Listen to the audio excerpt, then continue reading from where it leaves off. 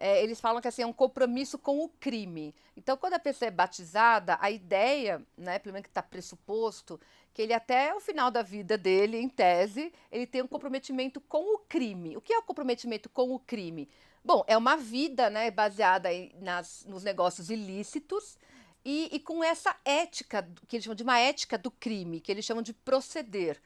É difícil você até explicar, mas o PCC, eles se definem como sendo o crime pelo certo. Então, eles têm um código ético, moral muito forte e que eles entendem que esse é o crime pelo certo. Eles também chamam de o lado certo da vida errada.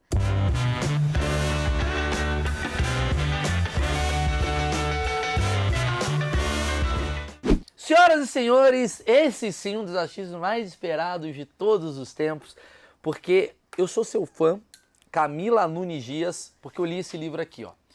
Eu estou escrevendo uma série, eu e Daniel Nascimento, do meu querido amigo dos Barbichas, e a gente teve que estudar sobre o PCC, e o livro é A Guerra, a Ascensão do PCC e o Mundo do Crime no Brasil. Tá aqui na descrição, quem quiser comprar, vale muito a pena. E eu já vou começar batendo papo contigo, porque aqui é meio bate-papo, são meus achismos. Então eu vou falar umas coisas bem ignorantes, o público vai comentar falando, nossa, como o Maurício é ignorante, e você vai acabar com a nossa ignorância, porque você é a única daqui desse lugar que estuda, né? Você é socióloga, professora, jornalista também, ou não? Não. Tá. Só escrevi um livro jornalístico com outro jornalista. Mas jornalista não precisa de diploma, então ela é jornalista então... também. Isso, já começamos mal, né? A galera já tá brava. Você é socióloga e tal, mas assim, você acabou se tornando também pesquisadora, né? Para fazer esse livro, você fez uma pesquisa muito... Então acho que você é uma das maiores especialistas no assunto que a gente vai falar aqui hoje. Eu acho que a gente vai destrinchar e entender o que é o PCC. Eu acho que tem muito assunto interessante. Mas pelo que eu li nessa sua obra aqui, o PCC é basicamente uma empresa muito mais séria do que outras empresas que a gente tem por aqui. Você confirma esse meu achismo? Eu costumo dizer que o PCC ele tem várias dimensões. Você pode olhar para ele, você pode focar em várias coisas. Uma delas é a empresa. Eles têm uma dimensão de empresa que envolve uma racionalidade, planejamento, aumento dos mercados nos quais eles atuam, principalmente de drogas. Mas ele também tem outra dimensão. Ele tem uma dimensão meio sindicato de criminosos, digamos assim, né? Sim. Que eles se ajudam. Então, por exemplo, né? Quando um preso que é membro do PCC sai do sistema prisional, ele sai meio quebrado, né? Muitas vezes sem Perdido. dinheiro, né? Sem dinheiro. E aí eles podem, se ele quiser, eles emprestam uma arma para ele se recolocar, digamos assim, no mercado. Ou eles podem dar uma quantidade de drogas em consignação para ele se inserir também e aí entrar no mercado novamente, né? Uau. Então, assim, mas também ajuda, a depender da situação, do caso, tudo é muito a depender, né? Sim. Depende de quem é, das relações que tem ali dentro. Eles podem ajudar os familiares dos presos, acontece muito, assim, né? Então, se uma pessoa for presa por causa envolvida numa atividade que era do PCC, é possível que eles dêem algum tipo de ajuda para essa família, né? Se for morta, né, numa ação também que envolve as coisas do PCC, às vezes tem algumas famílias que recebem pensões, né? Mas pede uma pensão do PCC. É quase uma empresa, quase não, é uma Isso, empresa. Então só que tem uma coisa que eu acho que difere um pouquinho dessa questão, quer dizer, tem a empresa, mas tem um lado que é eles têm uma construção de uma identidade, que eles buscam construir isso, né? Que aí parece quase como uma igreja, a busca de um vínculo, né? Eles constroem essa ideia de que eles são uma espécie de uma irmandade ali que tem relações e laços entre eles que eu considero que é principalmente a partir do encarceramento, a prisão ela dá essa ligação entre eles. Quer dizer, antes de entrar no presídio, cada um por si, meio... Obviamente, tem gente que já tava numa facção, mas assim, é meio, cara, eu roubei aqui um violão, tô olhando para um violão. Roubei um violão, fui preso. Aí o outro roubou um carro, foi preso. Eu era só um cara individual, tentando resolver minha vida, o outro não sei o quê. Chega ali, existe uma coisa do tipo recrutamento? Porque praticamente todas as prisões em São Paulo, pelo menos, quase todas elas são controladas pelo PCC, né? Então, quando o cara ele rouba o violão, ele vai para a cadeia, se ele não conhece ninguém, bom, ele chega na cadeia, alguém do PCC tá lá, eles fazem um negócio que eles chamam de sumariar, que é pegar e falar, você é quem? Você, Maurício, qual quebrada você é? Ah, é bairro tal? Aí eles vão ligar para alguém, ver se você tem algum problema lá, tá devendo para... Se tem algum rolo. Se você tiver, você vai ter que ficar esperto, talvez ir pro seguro, né? Pedir para mudar de cadeia. Agora, se você não tiver, você vai para o pátio, vai para a convivência. E ali, você não precisa se tornar membro do PCC, né? Mas digamos que ali você adquire uma experiência, que é uma experiência de violação de direitos, é uma experiência de sofrimento, de uma série de ilegalidades que todas as prisões no Brasil inteiro, né, se caracterizam por isso. Isso vai produzindo uma espécie de uma solidariedade entre eles. Pô, eles falam a linguagem deles, né? A gente está no mesmo sofrimento. Então, bom, a depender da sua trajetória, claro que depende de muita coisa, inclusive do grau de vínculo que você tem com família e com outras pessoas fora do sistema prisional, pode ser que a opção de entrar para o PCC, que é se tornar um irmão, que é ser batizado, talvez você se interesse, você comece a perceber que isso, além de te dar um sentimento assim de pertencer a uma coletividade, um acolhimento, você também vai poder ter oportunidade de trabalho. Entendeu? Então você vai poder vender ali droga com com condições melhores. Enfim, porque acho que nem todo mundo sabe muito bem, mas o PCC eles têm um ritual de batismo para quem quer se integrar, né? Aí a pessoa se torna, quando ela se batiza no PCC, ela se torna irmão. Eles chamam de irmão aqueles que são membros do PCC. Ninguém é obrigado a se batizar. E também, se eu quiser me batizar, você precisa ter um currículo, não é qualquer um que pode. Sim. Porque se o cara, por exemplo, né, dependendo da sua trajetória no crime, você não é aceito. Se você for alguém um estuprador, por exemplo, não é aceito. Não é aceito, o PCC não aceita estuprador. De jeito nenhum. O estuprador corre um sério risco, né? Quer dizer, não existe estuprador que é do PCC. Não, ao menos, a não ser que ele fique que ninguém saiba. Sim. Mas uma vez que ele é descoberto, tchau. Tchau. A não ser, porque até isso é interessante falar, porque a gente, estuprador no sentido mais clássico, né? Aquele cara que Sim. Agora, digamos. Violador. Isso, agora um estupro coletivo, tá todo mundo numa festa e bebendo. Para o PCC, eles não vão entender que isso é um estupro. Mas é uma questão cultural, né? Isso, porque faz parte de toda uma questão dos machismos, da misoginia. Sim. Mas aquele estuprador, eles chamam de... Se não me engano, eles chamam de eles têm um código lá para chamar alguém, uma gíria para chamar alguém que é condenado por estupro. Sim, ele tá falando assim, o famoso estupro que é a mulher que não quer. Jack, isso. Jack. Na rua, eles chamam de Jack. Aquele cara, aqui em São Paulo tem unidades prisionais específicas para eles, porque se eles forem para as unidades prisionais comuns, eles morrem, né? Mas tem facção para estuprador, assim? Os caras conseguem ter o rolê deles, assim? No Rio de Janeiro agora surgiu uma, Nossa. Que chama, tem num presídio lá, chama Israel, alguma coisa de... Mas é só estuprador que é se só junta. Aqueles que ninguém, nas outras facções, não aceita. Caralho, então, cara, que foda isso. É tipo a pedófilo, a escória. Isso, exatamente. É o pedófilo que se junta... Imagina esse roubo, mano, desses caras, velho. O PCC, eles chamam as pessoas, ex-policiais também, que é outro, né? Pedófilo, enfim, eles chamam de vermes ou coisas. São as denominações que eles dão a essa categoria de quem pessoas. Quem que o PCC não aceita? Vamos lá, vamos começar. Analisando que é uma empresa, quem que o PCC não aceita? Estuprador? Estuprador, homossexual também, travesti, enfim, qualquer identidade de gênero que foge, né, daquilo que para eles, né, é o normal, eles não aceitam. Teoricamente não perseguem, então pode tirar cadeia junto, mas é muito sutil. Na verdade, pode haver uma perseguição, sim. Né? Então, eles são bastante homofóbicos também. Inclusive, eles têm o PCC tem vários documentos, né? Eles têm estatuto, eles têm código disciplinar, eles têm muitos documentos escritos. Eu quero chegar nessas regras, a gente vai chegar daqui a pouquinho. E aí, no código disciplinar tá lá, que não aceita, eles falam que não aceita pederastia.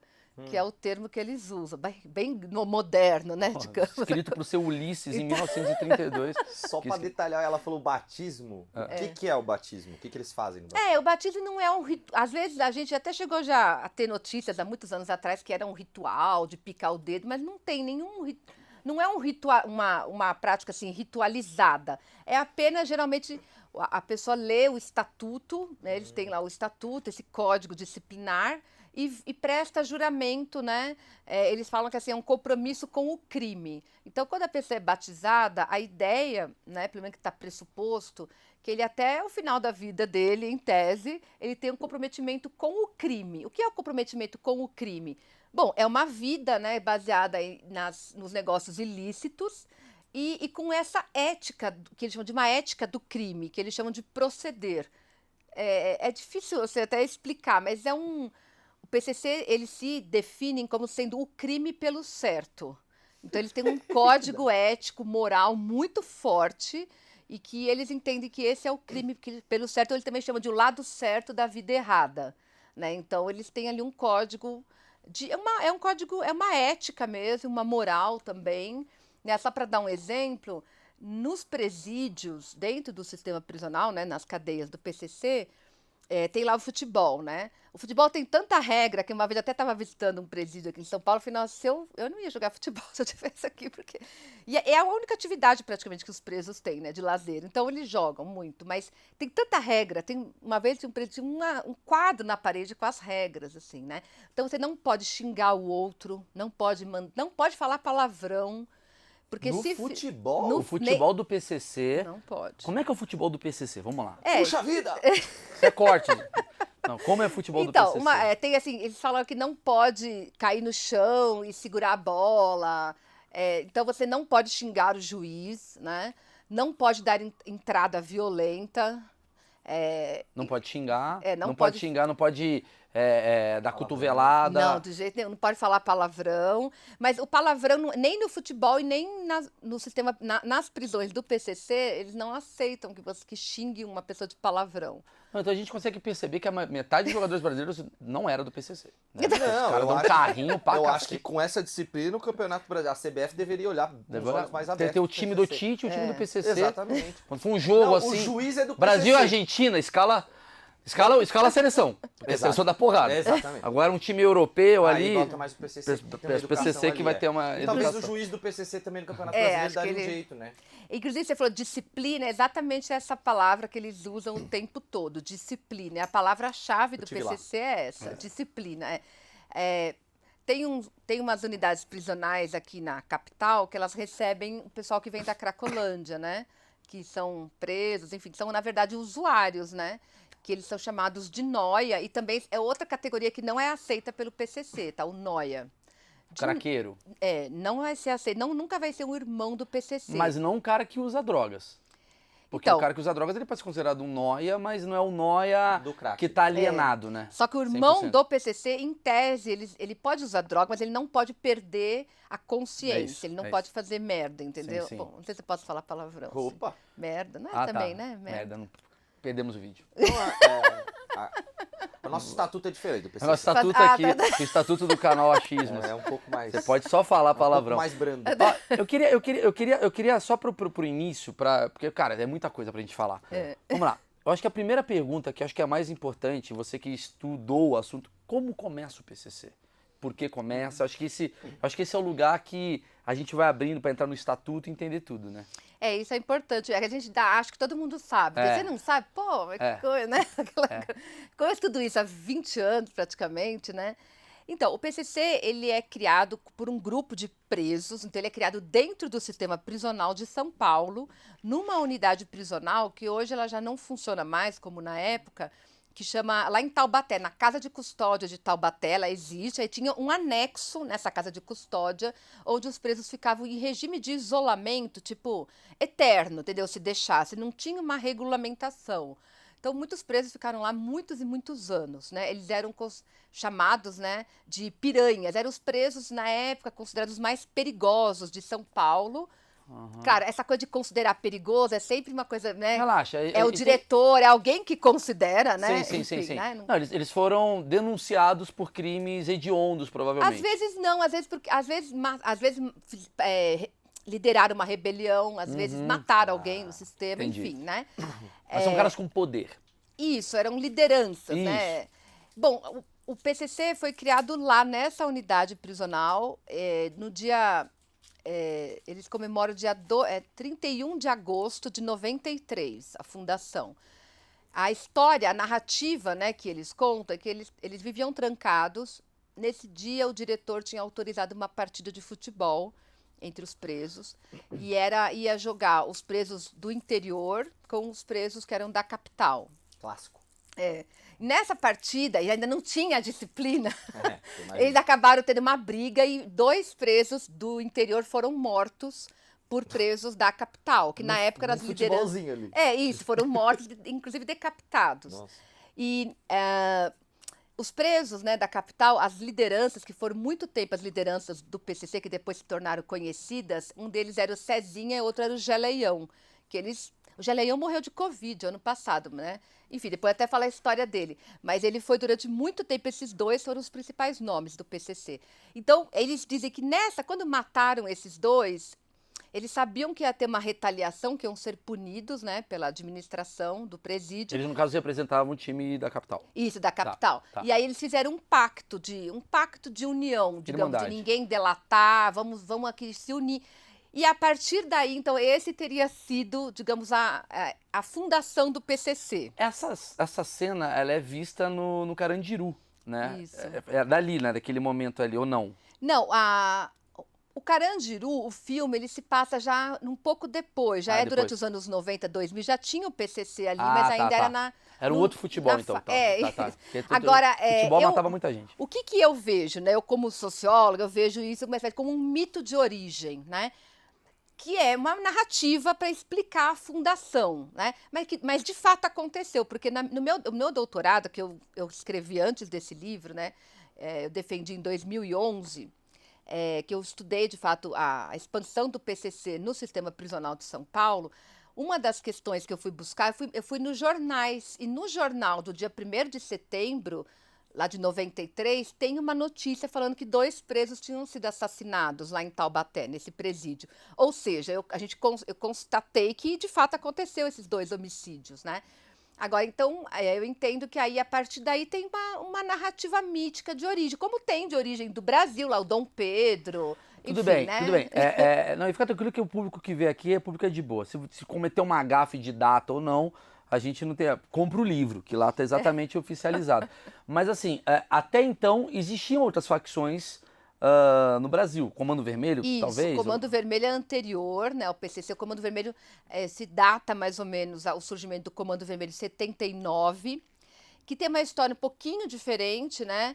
O Comando Vermelho, o surgimento dele está ligado à convivência dos presos políticos, ainda da época da ditadura militar, que na verdade eram presos que eram enquadrados na Lei de Segurança Nacional, né?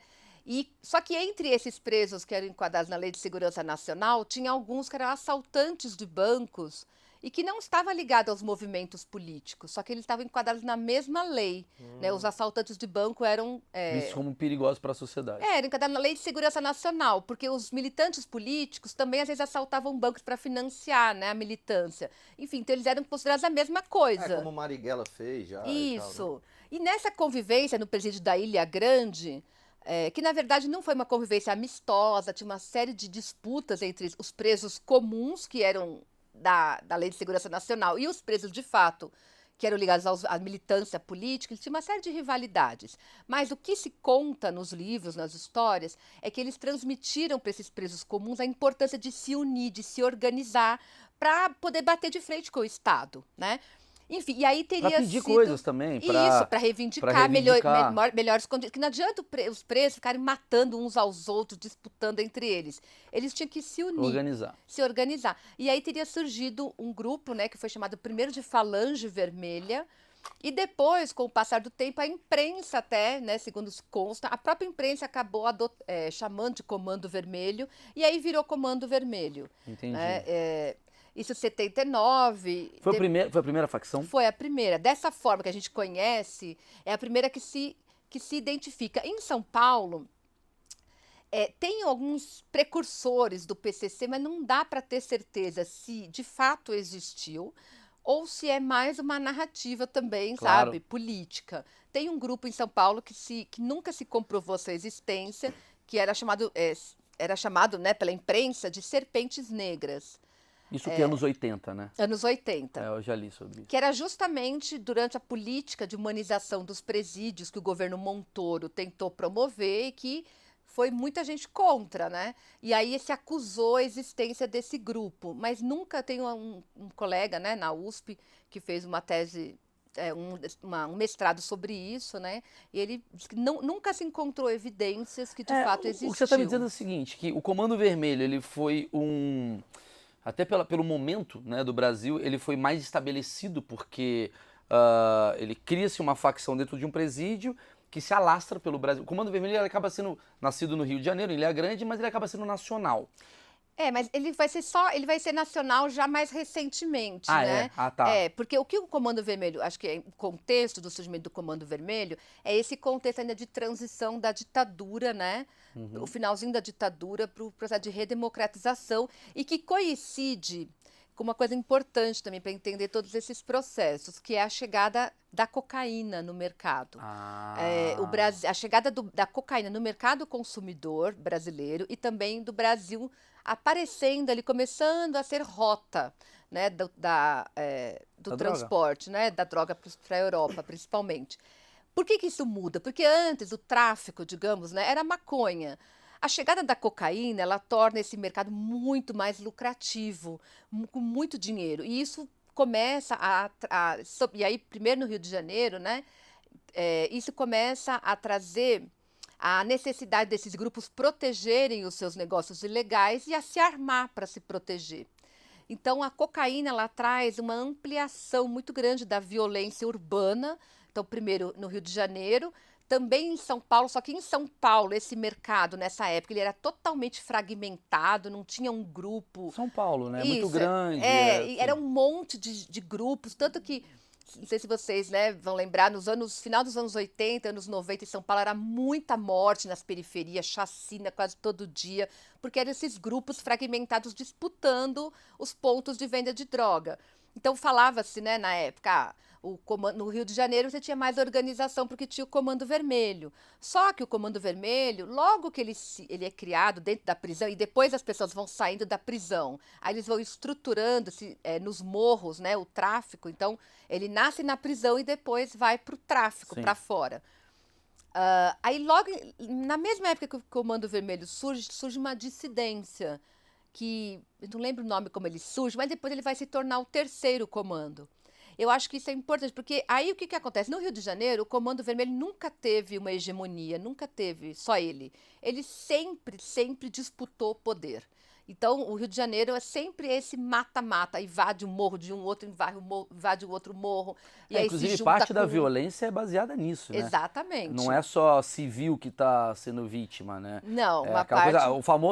as famosas balas perdidas que vinham dos anos 90 vem muito de conflito, né? E o Rio de Janeiro, pelas características geográficas, né, o incrustamento do tráfico, do varejo, está nos morros, né, nas favelas, que é o território ele é totalmente difícil, né, de acesso. Enfim, tem essas características geográficas, físicas, né? Isso que é diferente. Sim. O fato é que o Rio de Janeiro se configurou num cenário de sempre uma disputa, né? E essa disputa sempre exigiu um investimento muito grande desses grupos em armamentos, que foram se sofisticando cada vez mais. Isso, porque você está me falando que ele surge numa reivindicação política, né? Os caras estão lá presos, batendo papo, fala, pô, a condição, o feijão tá ruim, conversa com outro do feijão, tal, não sei o quê.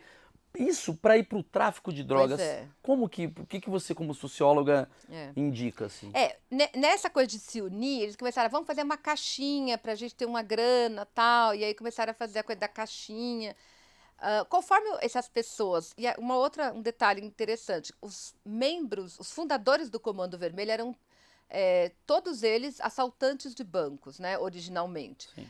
Só que o assaltante de banco, ele está preso, ele não tem rendimento, né? Já o traficante, ele tem. Então, quando o traficante vai preso, os negócios dele continuam, né?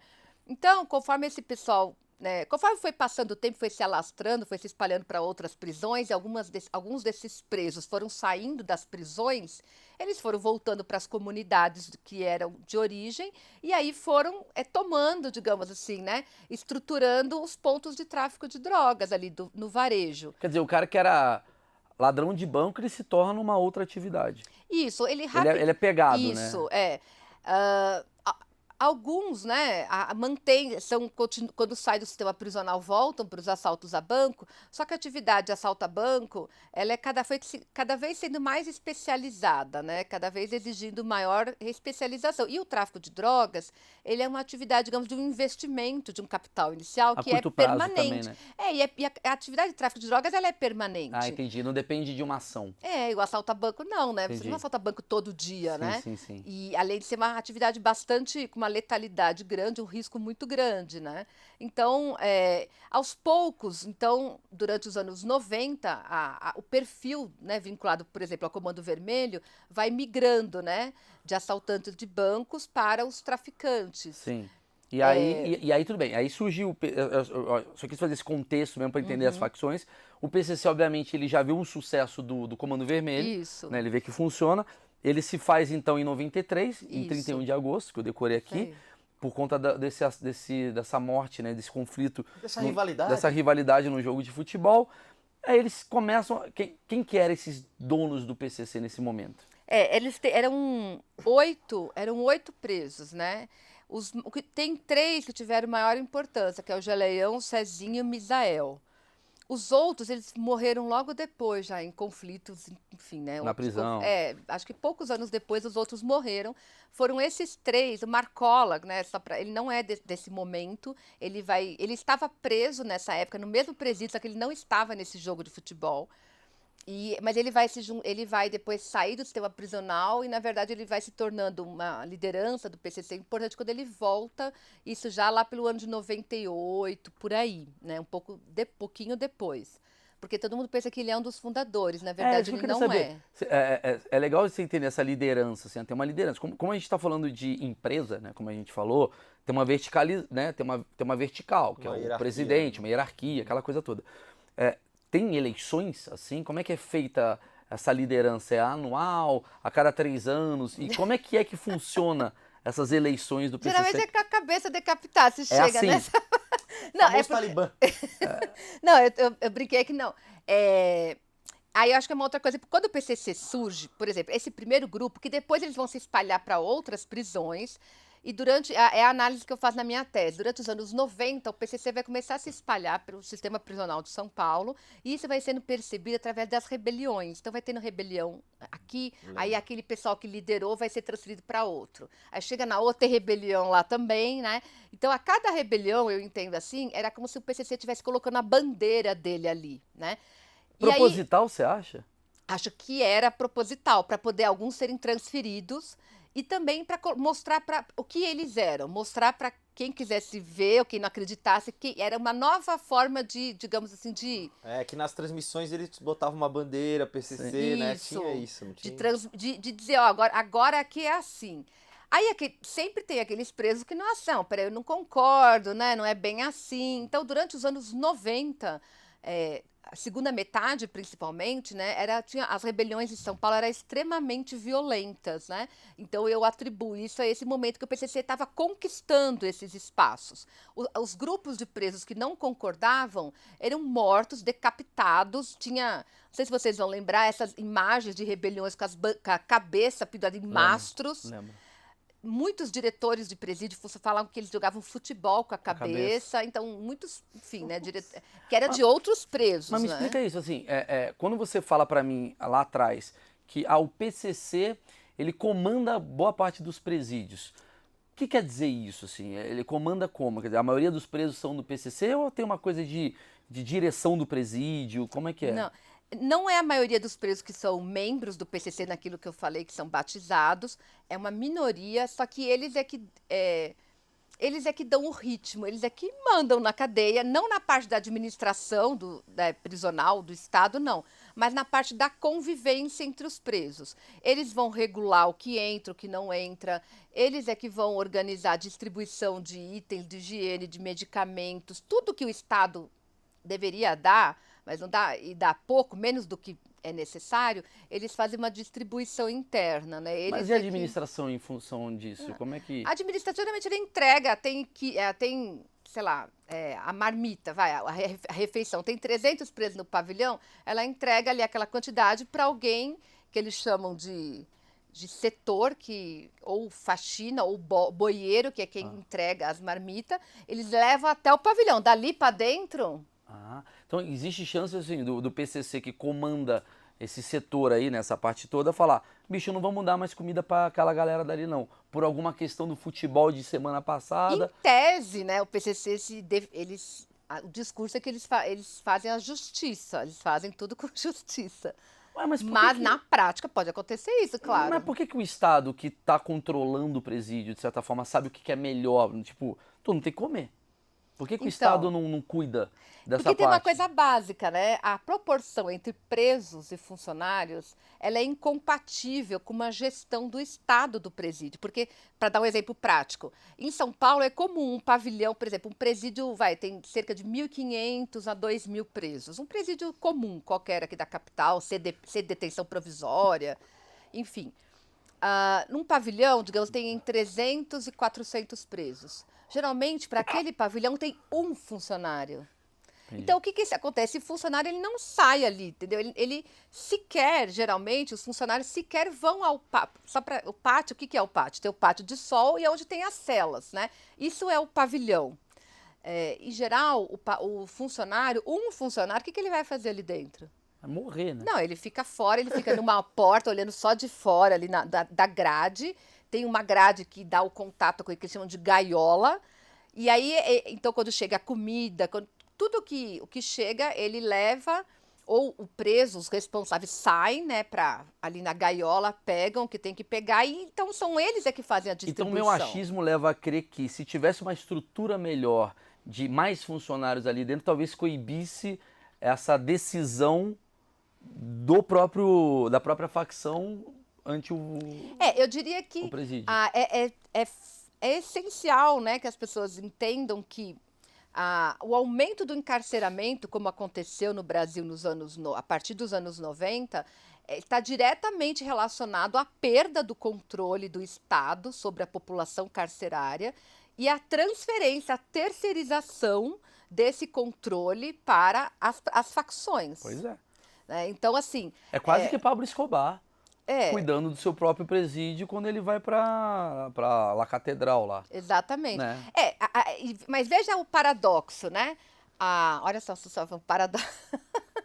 A gente adora paradoxo. A gente adora, esse tema a gente adora. Então, o Estado, né, falando do o Estado brasileiro de uma maneira geral, não conseguiria custear o encarceramento se ele tivesse que efetivamente prover vaga para todo mundo, se não ficasse tudo amontoado, se ele tivesse que ter servidores como manda a lei, ou seja, se o sistema prisional de fato tivesse que funcionar conforme a lei, ele seria inviável, o Estado não tem recursos para isso. E aí, quando você tem essa transferência, essa terceirização para as facções, no fundo, é um gasto que o Estado evita. Mas, ao mesmo tempo, você também está criando mais facções. Claro, é um reforço, né? Você está criando mais ou você está aumentando uma? No caso de São Paulo, está fortalecendo uma. Mas em outros lugares. Né? Mas cara, é outro sistema que você começa a entender. Olha aqui. Porque, veja, aprendizado. Digamos o rapaz aí, o Maurício, que roubou o violão. Você roubou, aí roubei um violão, tô ferrado aqui na rua. Aí você vai depois você percebe que, você tá preso ali mesmo, você não conhecia ninguém.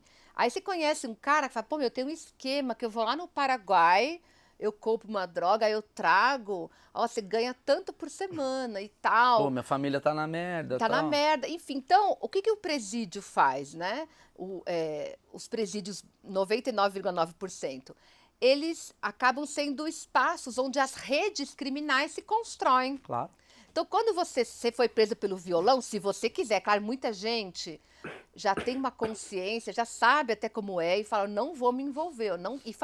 As pessoas que não querem se envolver, elas fazem um esforço gigantesco para não se envolver, porque o Estado não está nem aí com elas, entendeu? O Estado fala, se lixe, meu filho, se vire aí. Se morrer, morreu também. E o Estado não faz nenhum esforço para evitar que as pessoas se envolvam, ele não tem nenhuma preocupação. Porque tem aquela frase, tá falando até com o Patrick hoje, bandido bom é bandido morto, mas o ideal é não ter bandido. Então, E como fazer não ter bandido, que é a grande equação. e o Estado não está nem aí, né? Então, por exemplo, uma vez eu fui falar com um diretor aqui em São Paulo, eu era membro de um conselho que fazia visitas de inspeção aqui e tal.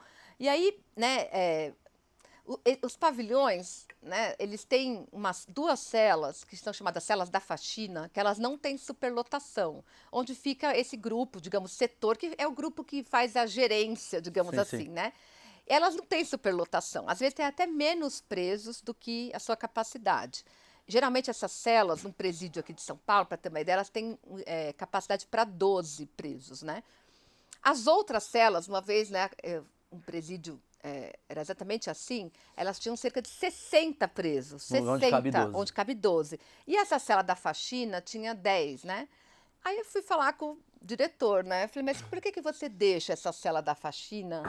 Ele falou, chegou o preso novo, eu ponho ele lá. Eu falo, a faxina ali tem 10, por que você não vai lá? Aí eu falo, o senhor sabe que o preso que chega novo, ele não vai, eu quero ficar aqui na faxina. Ele não pode, né? E aí Por que ele não pode? Porque é do chefão. ele vai, porque ele vai para onde vão mandar ele lá dentro, né? Acabou de chegar, né? Aí eu falei pro diretor, eu falei, o senhor sabe que ele não, o diretor falou isso de uma maneira hipócrita mesmo, né? Uma ironia. Eu falei, por que o senhor não vai lá e faz ele ficar nessa cela? Ele falou, eu não, eles é que se virem. Eu falei, então, o senhor tá vendo que, na verdade, o Estado, ele abre mão dessa gestão, ele não tá nem aí, ele larga o preso lá. Então, se o preso... por exemplo, o que o preso vai fazer para ter cigarro, para ter uma comida, porque a comida que o Estado oferece é largado. Então ele é largado. Muitos presos, para se alimentar, para alimentar os seus vícios dentro das prisões, eles assumem faltas disciplinares de quem tem dinheiro. Então eles vão para o castigo, eles pegam uma pena maior. Para quê? Essa é uma maneira dele sobreviver ali dentro, dele ter cigarro, dele ter o cigarro de maconha, entendeu? Então veja, então, ou seja, só para, né, esse preso que é o mais vulnerável, que é aquele ferrado, ele acaba muitas vezes ficando mais tempo preso do que aquele que de fato representa, que tem algum tipo de relevância no crime, porque esse paga para o outro assumir, achou um celular. De quem é o celular? É o do cara que acabou de chegar.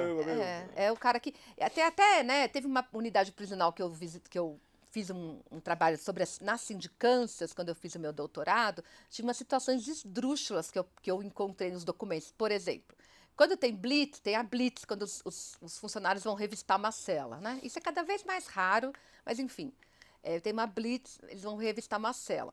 Aí eu peguei lá uma sindicância, um caso que eles acharam numa cela 17 aparelhos celulares. Isso nos anos 2000, lá 2007, 2008. Eram todos celulares da então, época. Então, aí eles acharam 17 numa cela. Um preso se apresentou para dizer que eram todos dele. Isso é normal. Então, isso é um padrão. De quem é? Aí os funcionários chinês, saem... né? Então, isso é um padrão nesses processos. Então, eles acham, aí os funcionários saem da cela. Vocês têm 5 minutos aí para dizer de quem é. Aí o preso fica lá e depois, é meu. E teve um dos casos que eu peguei que o preso que assumiu esses celulares era surdo-mudo.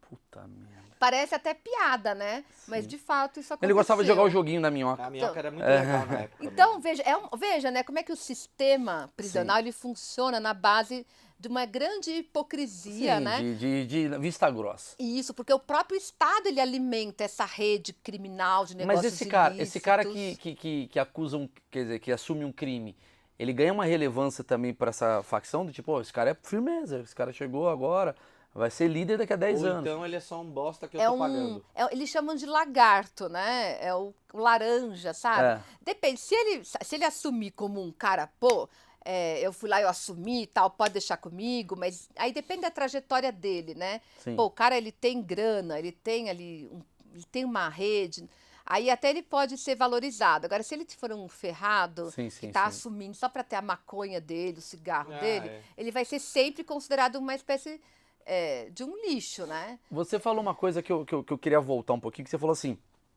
geralmente tem muita briga, o cara é do PCC, o outro é de outra facção, tem muito conflito. Mas assim, eu posso escolher não ter uma facção se eu sou um preso ou isso daí arrisca a minha vida?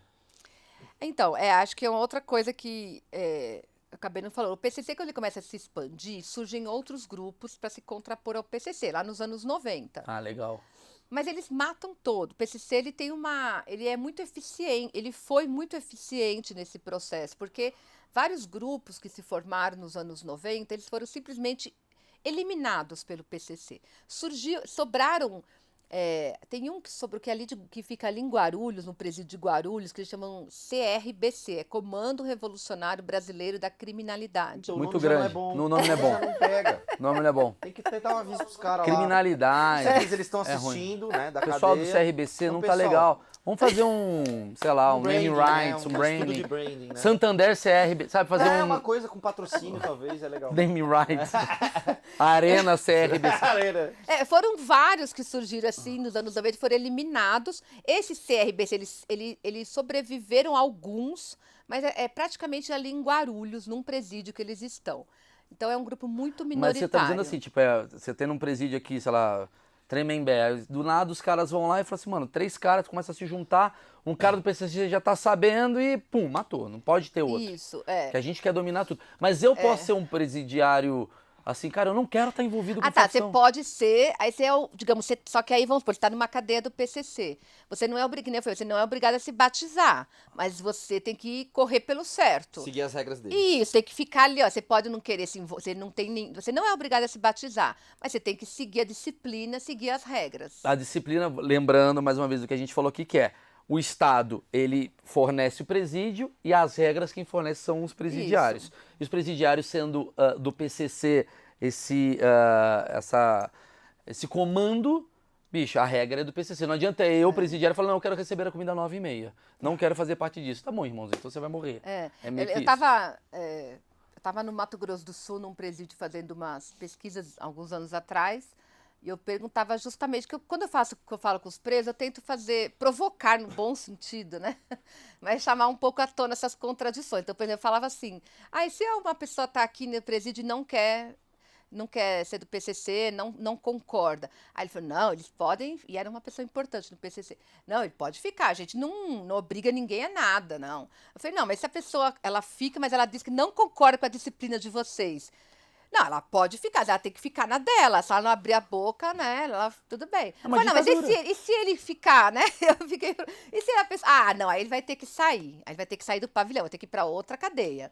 Quer dizer, é um sistema de ditadura, né? Tipo assim, você pode fazer o que você quiser, que uma vez você não discorde da gente. Isso. o Estado paralelo. É um Estado paralelo. Aí eu até enfim, eu até brincava, você fala, então, na verdade, não pode, né? Porque ele falou, não, ele pode ficar aí, desde que ele... Eu falei, não, e se ele insistir em ficar no pavilhão, ainda insistir? Aí você quase morreu. Mas aí esse cara também é burro, né, velho? Esse cara é foda, né? Esse cara é foda. Esse cara é policial, aí ele falou quase. assim, aí ele vai tomar umas marretadas. Porque o PCC, depois ele pode voltar a isso, que é uma coisa importante, ele praticamente hoje, atualmente, desde 2006 para cá, praticamente não tem mais mortes nos presídios de São Paulo, onde o PCC controla. É muito raro. Então, o PCC, ele praticamente... Então, eles chamam isso de pacificação. Porque o PCC, quando ele surge, ele cria, digamos, uma ideologia, né, difunde isso de maneira muito convincente, a ideia de que os presos, similar ao do Comando Vermelho, só que o PCC foi mais persuasivo, digamos. Os presos têm que se unir para juntos poder bater de frente com o inimigo deles, que o inimigo deles é o Estado, não é entre eles. Ele fala, a gente não tem que ficar matando irmão, a gente não tem que ficar se matando uns aos outros, porque estamos todos no mesmo sofrimento. Então vamos nos unir para fazer frente ao Estado. É claro que eles mataram para poder, né, impor isso de maneira hegemônica. Em São Paulo, eles mataram muita gente. O marketing deles não foi muito... Mas é uma coisa da guerra também, né? Não sim. A guerra não sempre, né? As guerras entre estados sempre tem uma boa, uma suposta boa causa, né? Como a guerra lá dos Estados Unidos, no Afeganistão, enfim, sempre tem uma causa, né? O PCC também, né, tem essa lógica, então, da união. Então, eles falam, né, que para poder... Até um preso uma vez me falou isso. Para poder ter a paz, eles tiveram que fazer a guerra. Então, depois que eles fizeram a guerra em São Paulo, mataram, né, dos anos 90, a partir de 2006, dá para entender que o PCC ele eliminou todos os rivais e ficou só ele no sistema prisional. e aos poucos também foi transbordando para fora, para as periferias, favela, tráfico, e foi se constituindo nessa rede criminal. Segundo minha diretora Beatriz, Bia Pavel, Ah. 2006 foi o ano do salve geral. Isso, Sim. foi o ano que teve aquele... O Lembo, O chamado Ataques de Maio, que o Cláudio, né? que era o Lembo, o nosso prefeito. Foi uma imposição. Vou mostrar aqui, estamos aqui ou teve... Eu acho que teve um monte de coisas ali. Por isso que 2006, eu falei, né? Porque ela eu considero um marco importante. Porque eu considero o maio de 2006 uma espécie de um marco para o PCC exibir, né, a sua hegemonia em São Paulo. Tanto dentro das prisões como fora das prisões. Porque naquele momento, pela primeira vez, havia um ataque do PCC coordenado fora das prisões e junto, dentro das prisões. Então, foram 74 unidades prisionais que se rebelaram aqui em São Paulo, e além de centenas de ataques a instituições bancárias, carros de polícia. Eu me lembro que teve até etc. aquela coisa do... Queimaram tudo, né? Como é que chama, cara? Quando você... Toque de recolher. Isso. Teve um toque de recolher que, cara, que acho que foi o primeiro viral da história da internet. Porque viral. chegou em todo mundo, do tipo, ó, se quem estiver na rua depois das 8, fudeu. E aí eu me lembro que era 8 horas da noite e ninguém tá fora da rua em São Paulo. Porque a galera queria sair e ficou todo mundo preso. Falou, vai todo mundo morrer. São Paulo vai acabar, porque tava todo mundo desesperado saindo, né? Eu queria ir pra um caminho, assim... que eu Só achei... posso perguntar uma coisa sobre Ah, 2006? Teve... porque isso sempre é perguntado. O então eu vou acordo. perguntar. Acordo com o governo ou não? Então, eu acho, né, como eu já disse, eu sempre perguntei também isso para as pessoas que eu conversei, né? E eles falam assim, não é que, quer dizer, eles não falam assim, né? Eles dizem que não sabem desse acordo, mas a minha interpretação é que não houve assim, o Marcola sentou junto com o Geraldo Alckmin lá na mesa, assinaram um armistício, né? Mas eu acho que foi uma coisa sutil, sabe? Foi uma correlação de interesses ali entre o governo e o PCC que acabou se constituindo, né? Uma configuração em São Paulo que a gente vê até hoje que está relacionada a essa pacificação. Então, o que é a pacificação? O PCC controla os presídios hoje, a gente raramente vê rebelião, é raro, e as condições das prisões estão tão ruins quanto antes, né? Então, as rebeliões não acontecem porque há um interesse, enfim, do PCC de que elas não aconteçam, né? Então, isso é bom para o governo, né? Bom para o PCC, porque continua ali rodando a sua economia, não interrompe, não tem rupturas ali, né? Enfim, né? Com a polícia invadindo o presídio, batendo todo mundo e tal. O PCC cresce, o governo de São Paulo, uma das principais propagandas, né? Cada eleição é dos homicídios que caem, da segurança pública, que dá super certo em São Paulo. Só que os homicídios vêm caindo em São Paulo, veja, desde 99, o ano de 99 foi o ano que foi o pico de homicídios em São Paulo. De lá para cá, eles já caíram mais de 80% os homicídios. Só que os outros crimes não caíram, né? Então eu sempre me penso, se é a segurança pública, a política do governo, por que só sobre homicídios? Porque em São Paulo nunca teve uma política, sabe, específica para prender pessoas acusadas de homicídio. Entendi o que você está falando. É uma Entendeu? coisa tá a ver com esse conceito de pacificação. Porque o PCC se tornou hegemônico, hoje ele é um grupo que atua não só nas prisões, como fora, em todo o estado. Em todas as esferas. Todas as... Chegaremos lá, né? Mas o que é importante para entender a pacificação? No tráfico de drogas, dentro das prisões e fora. Então, antigamente, você tinha lá a sua biqueira, né, que hoje eles chamam de lojinha e tal, mas é a mesma coisa. Tá vendendo sua droga. Aí, né, enfim, eu vou comprar, eu não pago, você já ia lá logo, já me matava e pronto, né? Isso era um ciclo que levava a uma violência muito grande, né, nas periferias. O PCC acabou com isso. Então, o que o PCC faz? Primeiro, você tem sua loja, isso parece piada, mas não é. Eles cadastram, então tem um registro. Então, você tem o nome, tem qual é a quebrada. Então, você tem ali, eles digamos, você pode ter a sua loja ali. Bom, aí só que se eu comprei e não te paguei, você não pode me matar de forma alguma. O PCC acabou com essa prática. Então, o que eles vão fazer? Eles vão chamar um debate. Então, vai chamar um debate. Eles chamam isso... Agora eles mudaram, eles chamam agora ir para as ideias. Quando você vai para as ideias, aí então, bom, aí vai vir você, quem é o meu credor, vai vir uma testemunha que eu chamo, não, porque vem um monte de gente interessada, envolvida naquele assunto, que pode ser testemunha de defesa ou de acusação. Sim. E aí eles vão definir qual vai ser a punição. Talvez eles falem assim, ó, Maurício, você não vai matar, ela vai te fazer um serviço. Então, eu vou ter que te fazer um serviço como uma forma de quitar minha dívida com você. Caramba. Mas o que isso quer dizer, né? E isso aconteceu, sobretudo em São Paulo, né? Aconteceu assim, majoritariamente nas periferias hoje, toda essa ideia de uma regulação social, sobretudo das atividades ilícitas, que é produzida pelo PCC. Sim, sim. Eles homogeneizaram. Então, se alguém num bairro periférico matar uma outra pessoa, seja pelo motivo que for, sem ter autorização do PCC, essa pessoa que matou provavelmente vai ser morta. Então, essa é uma regra hoje. Vamos lá, toda a periferia. eu moro num bairro. Esse bairro ele é controlado pelo PCC, seria mais ou menos isso? Porque um bairro de classe média já não vai ter essa regulação. Eu tô dando né? exemplo, assim. Isso. Tipo, eu moro num bairro, sei lá, na periferia. Provavelmente ele deve ser controlado pelo PCC. Quem que controla? Tem um cara que cuida da padaria que controla, ele é o responsável. Quem que é esse cara que é Geralmente é a biqueira, né? É a Geralmente biqueira da região. Isso. Às vezes até o cara... E aí o PCC tem alguém na região que eles chamam de disciplina. Sim, Olha que é a o nome. subprefeitura. Isso. E o Disciplina...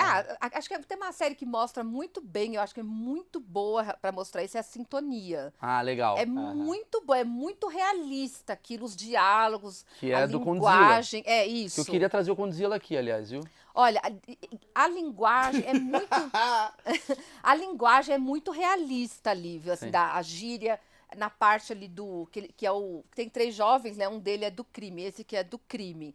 Então, é muito aquilo ali, né? É o menino, ele vai crescendo, enfim. E aí, ele é uma espécie de um zelador, sabe? Um síndico. Tudo que é problema, chamam ele, entendeu? Ele Sim. vai resolver. Tem coisas que é Então, cotidiana, briga de vizinho, tal. É isso que eu queria entender. Assim, por exemplo, você tem 2 órgãos, assim, tem o Estado e o Estado paralelo, né? Que nem o Marcão falou. Tá tendo uma confusão ali na região, sei lá, de Penha, sei lá. Tem ali a galera da Penha, aí tem teve uma briga de dívida. É o cara do PCC que meio que organiza ou é a polícia? Como que funciona? Dívida, se for de drogas... Aí é PCC. PCC. E se for no mercadinho? Então, aí depende, né? Porque o dono do mercadinho vai dependendo muito do grau de inserção, digamos, o grau de penetração do PCC na Nessa região, região. né? Entendi. Então, se for uma rua mais movimentada, por exemplo, né? Que se chamar a polícia não vai impactar tanto as estruturas, digamos, do crime, o cara até pode chamar a polícia, mas geralmente quem mora nessas regiões prefere não chamar a polícia, né? Uhum. Então, se tem uma dívida do mercadinho, é possível que o dono do mercadinho prefira recorrer a alguém do PCC para resolver. E quando fala recorrer ao dono do PCC, ele chama para as ideias. Ele vai chegar lá pro disciplina e falar, cara, o cara tá me devendo, tal. E aí esse outro ele pode ser chamado para as ideias. E aí né? chama os 3 e fala, maluco, tem que pagar o cara, então faz não sei o quê. Isso. E É um cara que esse toma disciplina, decisão. ele ganha uma grana pra resolver o problema da galera. Alguns deles são assalariados pelo PCC, outros, se estão ligados, por exemplo, diretamente à biqueira, ele pode ser o dono ou o gerente da biqueira e ganhar porcentagem. Caralho, que Depende loucura. muito ali É um negócio, a né? forma, né? Eu até anotei aqui uma parada aqui que é o seguinte, o Marcão perguntou da coisa, se tem arranjo, né, de Estado e sei lá, você já ouviu falar disso, assim, do tipo, cara, vai ter carnaval aqui em São Paulo, pelo amor de Deus, não faz nada. Então beleza, me ajuda aqui. Tem uma coisa desse tipo? Assim? Tem muitas eu vejo assim, muito nas pontas, né? Assim, não tem lugar periférico, digamos assim, né? Mais precariedade, favelas, etc., que você vai fazer um evento que não tenha que, no mínimo, ter uma intermediação de alguém que vai lá e falar, entendeu? Olha, cara, vamos fazer aquilo, aí tudo bem? Eu queria saber qual que é a relação do Estado com esse crime, entendeu? Com esse Estado paralelo. Eles se conversam, tem uma reunião semanal, Não. sabe? Tem um bate-papo, tem um representante do PCC. Você consegue, não precisa falar nomes, obviamente, né? Não dá ruim. Mas assim, você acha que tem representantes do PCC nas câmaras? Como é que você vê isso? Eu acho que ainda é muito na ponta ainda, sabe? Digamos, essa infiltração, pelo menos aqui em São Paulo, do PCC, eu acho que não é algo estrutural, não, no Estado como um todo. Ainda é muito mais na ponta. Então, por quê? Porque, enfim, vereadores, né?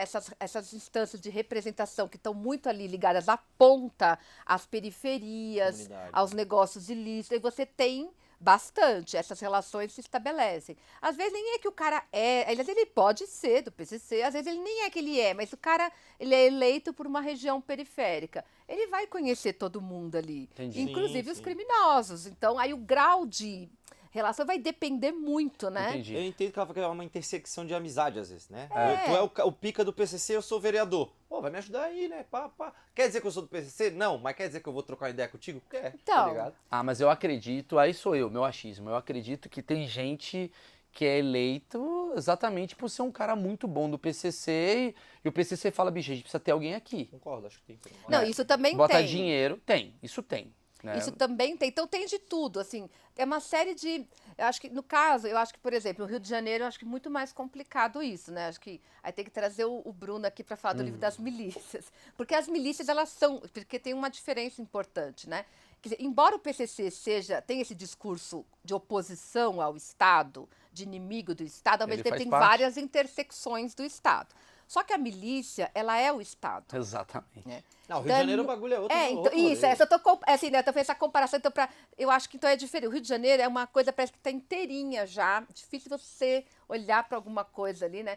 Então, São Paulo eu não acho que seja assim, mas é claro que tem vários graus ali de inserções, Não, dou razão, né? dou razão. Sobretudo, às vezes não na capital, outro dia teve algumas denúncias, teve uma série que veio à tona na imprensa sobre Arujá, envolvendo rede de saúde, rede municipal. Enfim, vira e mexe tem algumas denúncias envolvendo cidades, né, da região metropolitana.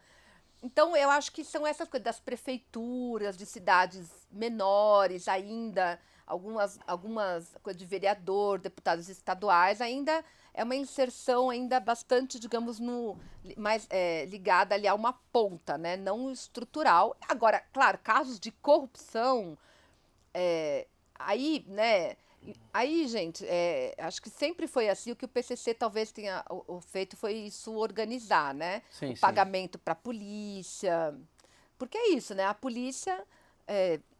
Se vocês forem um dia em qualquer lugar periférico, favela, um bairro, todo mundo sabe onde quem, onde é a biqueira. Então, você falou de pagamentos, assim, então eu imagino que tem um organograma, né? Tem uma estrutura.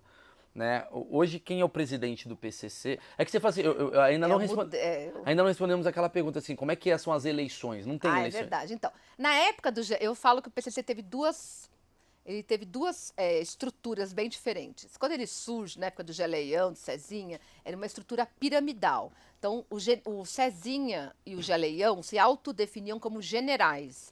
Eles eram né, a ponta da pirâmide e abaixo deles tinham soldados, digamos assim, né? Em 2003, tem um grande conflito dentro do PCC, né? E eles dois são expulsos praticamente, né? E, enfim, envolve muitas mulheres morreram, envolveu ali, o Josino conta isso no livro dele, né?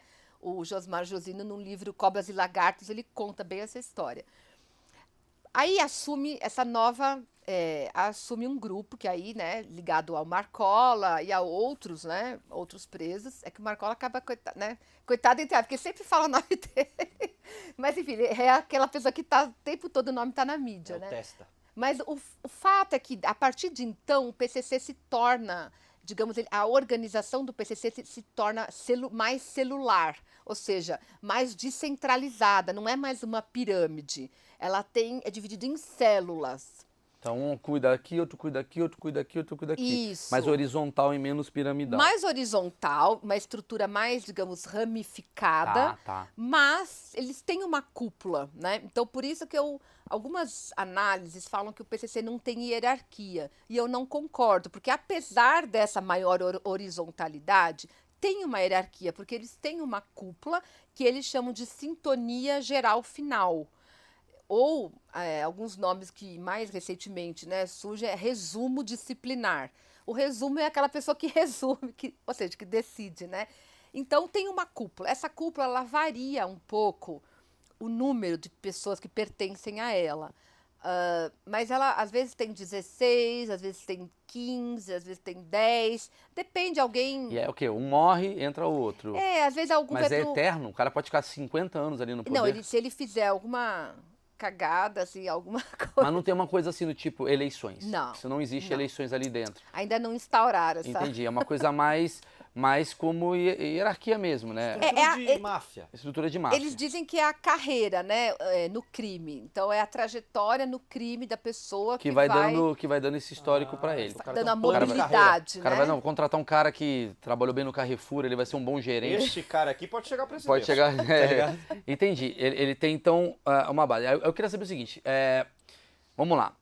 Temos essa cúpula que comanda, né, hoje, né? São 16 né, frentes. Nem sei quantos são hoje, mas enfim, né? 80, que seja. G15.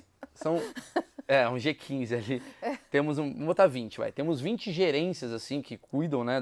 Um aqui, um em Natal, um ali na região do não sei o que e tal.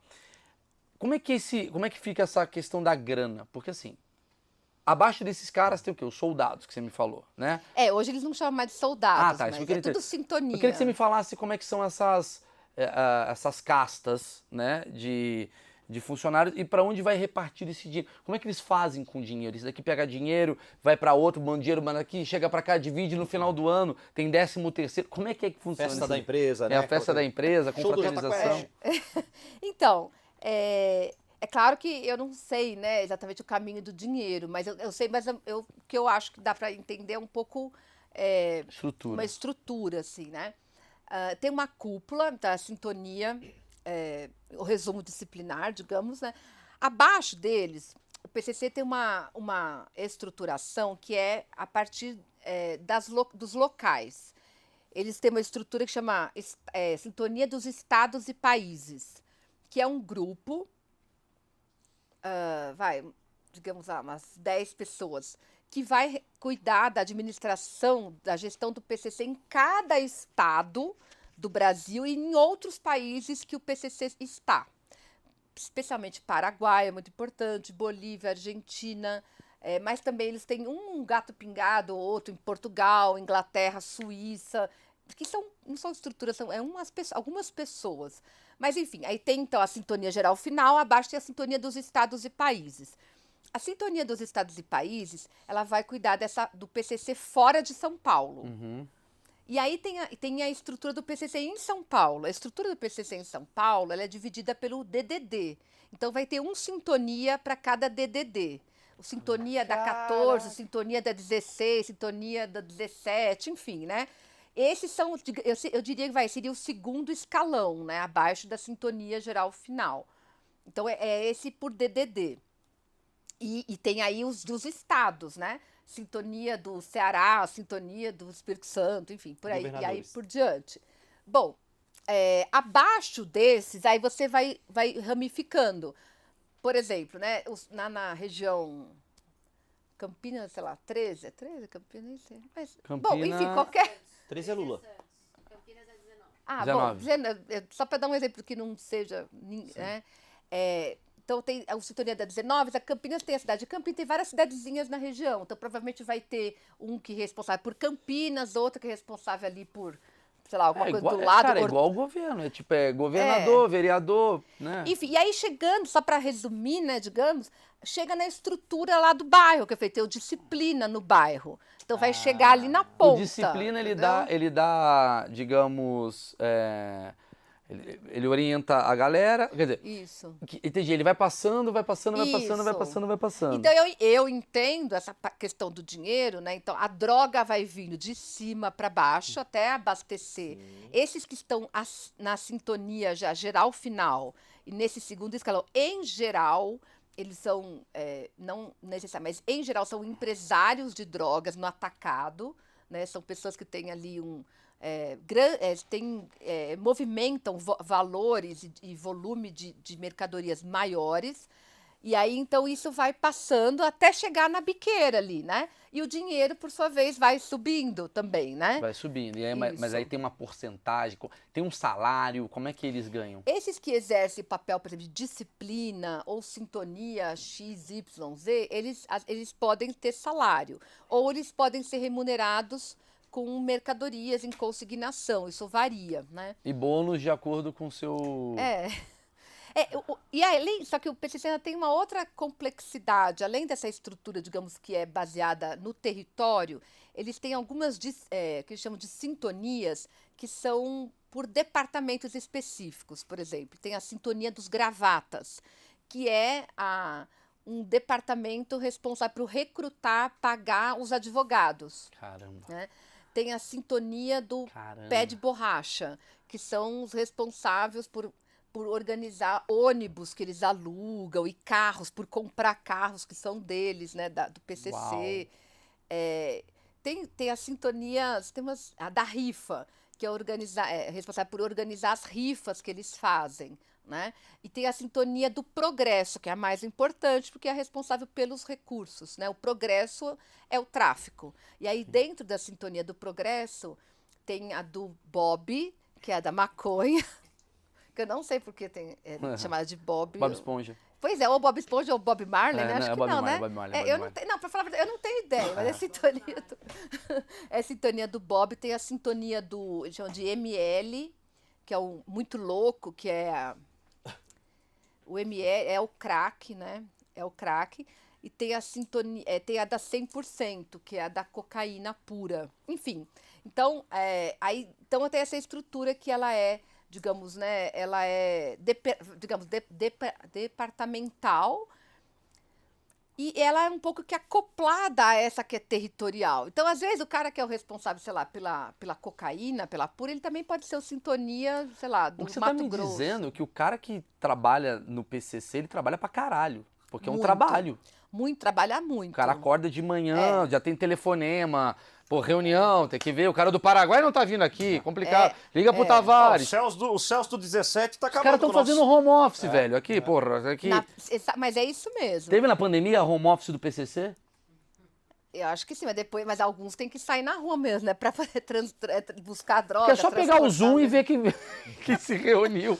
Prende todo mundo. Mas você sabe que mas isso é uma coisa que é verdade. Os membros do PCC, em geral, aqueles que são, né, que estão ativos, que têm funções ali, eles trabalham muito. O mesmo na penitenciária, eu estava falando, né, do disciplina da quebrada. Dentro de cada penitenciária também tem esse cara que é esse zelador que resolve os conflitos. Sim. Eu já vi um caderno uma vez, né? Então o cara tem que anotar num caderno tudo o que acontece. Então, assim, eu vi um caderno uma vez, a cela, eles chamam de X, né? O número da cela. O X, que é o xadrez tal. X tal, o cara, o pessoal da cela tá reclamando que o cara não toma banho. Aí esse cara do PC, ele vai lá e fala, meu, você tem que tomar banho, não dá pra ficar numa cela que tem, né, 60 Esses caras são pessoas. conciliadores, né? Eles Então, são escolhidos exatamente. exatamente Pô, É pra... os caras dão isso. uma sofrida, né? Tem que falar pro outro que tem que tomar banho é É, complicado. mano, mas entendi, quer dizer, tem vários tipos de perfis, porque a pessoa tem um machismo de achar que é 100% violento. Não, ao contrário.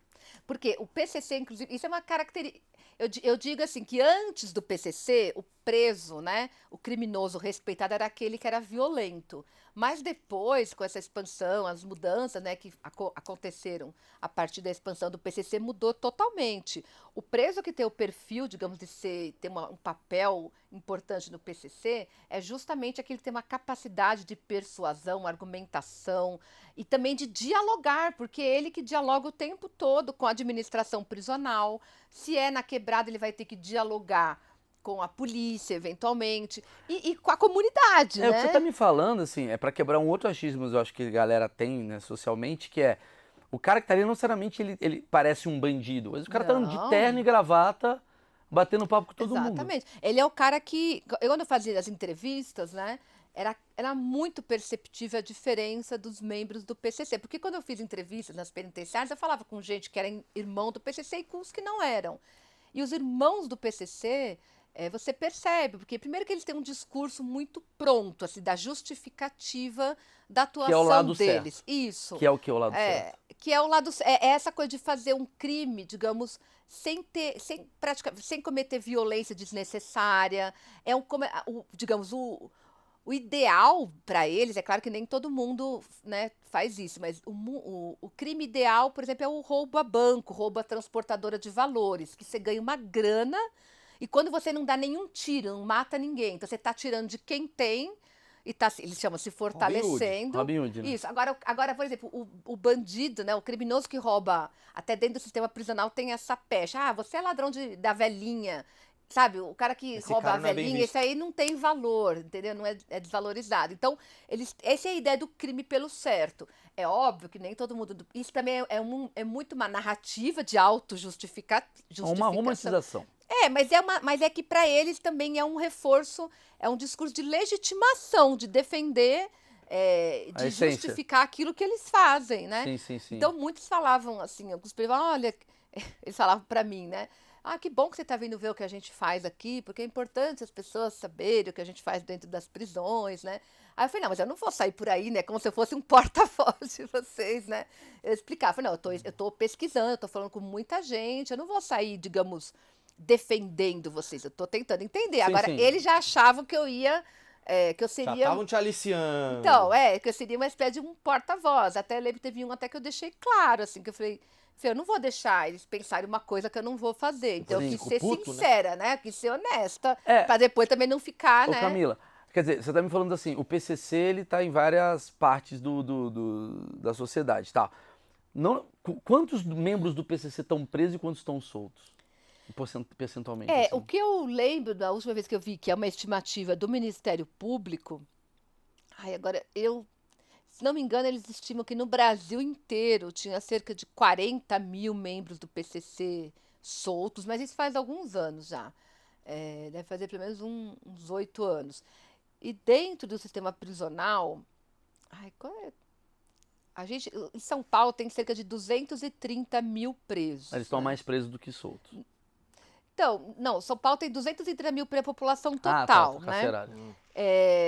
Do PCC, eu diria que deve ter o quê? Uns 20 mil, talvez? Quer dizer, é metade tá solta, metade tá presa. É. E essa galera que tá solta, eles têm, tipo, lojas de fachada, eles trabalham, tipo, na Faria Lima, na cobertura, e você tá achando que é uma joalheria, e na verdade é um cara que comanda o PCC? Alguns têm, são a minoria, né? Porque esse já tem um grau, digamos, já enriqueceu, já está num grau, assim, mais avançado, assim, né? De inserção dos negócios ilícitos. Alguns têm, mas a grande maioria, eu diria que são aqueles que estão nas periferias, nas favelas, né? Sim. Estão ali no trabalho duro. Você falou de zelador. você falou de fazer o certo, tal, não sei o que lá. E ele tem o batizado. E o batizado é uma coisa para a vida inteira. Eu quero sair do PCC. Essa é uma questão interessante. Eles dizem que a única forma de sair do PCC é se tornando evangélico. É verdade, eu vi isso. Por isso que está aumentando o número de evangélicos no Brasil. Eu vi esse documentário. Isso é uma coisa engraçado, né? É engraçado, enfim. É engraçado assim, porque eu sempre tentei entender isso e sempre. É um Né? moralismo, assim, tem uma moral ali. Doideira, O né, cara? fundo é assim, no fundo a ideia é a seguinte: você quer sair do PCC, você sai, mas você sai do crime. Entendeu? Você vai virar, aí você vai virar crente, vai andar como crente, você não vai fazer mais nada, você não pode beber. Se você for visto bebendo, aí já vai dizer que Mentindo. você tá mentindo, você vai tomar, aí você vai, né, ser punido. Nossa, mano. Os caras, Você não puta pode ir no merda. forró, no baile. Mas eu gostei de uma menina, Camila. Pô, eu tô apaixonado, eu quero casar. morreu. Eu não quero ser evangélico, não. Eu só quero sair do crime e Viajar morar, com ela. e morar em Orlando. Mas aí, pô, cara, veja, você tava preso, aí a gente deu toda a força, te fortaleceu, a gente te Entendi. ajudou. Aí você sai numa boa, aí você dá um tchauzinho e quer ir Já era, embora. mas já era, Entendi, cara. Então você Entendeu? meio que tem um pacto eterno. Porque senão todo mundo tá preso, pô, ali eu vou ficar no PCC, eles vão me ajudar, vou ajudar. Aí depois eu fico na boa, aí tchau, vou embora. Entendi. Né? Vou perguntar uma coisa ainda Pode. sobre a hierarquia. Eu vi, eu acho, não sei se foi no documentário, que tem uma coisa muito parecida, ou teve uma reunião, enfim, com a máfia italiana, alguma coisa dessa questão da hierarquia e e como é que chama o documento deles lá? O estatuto. O estatuto Eu ia deles. chegar agora no estatuto. Teve isso. O que se conta, né, também nos livros, aí acho que do Josino, da Fátima Souza, vários, né, jornalistas escreveram livros sobre o PCC nos anos 90, que um desses do PCC, dos fundadores, o Misael, que ele era um cara mais intelectualizado, né? Ele foi morto em 2006 também, dentro do sistema prisional. Mas ele era um cara, aliás, em 2003, ele era um cara intelectualizado, que diz, né, eu nunca comprovei isso, que ele ficou preso com gente da Camorra, em São Paulo. Cumpriu pena com presos ligados à máfia napolitana, né?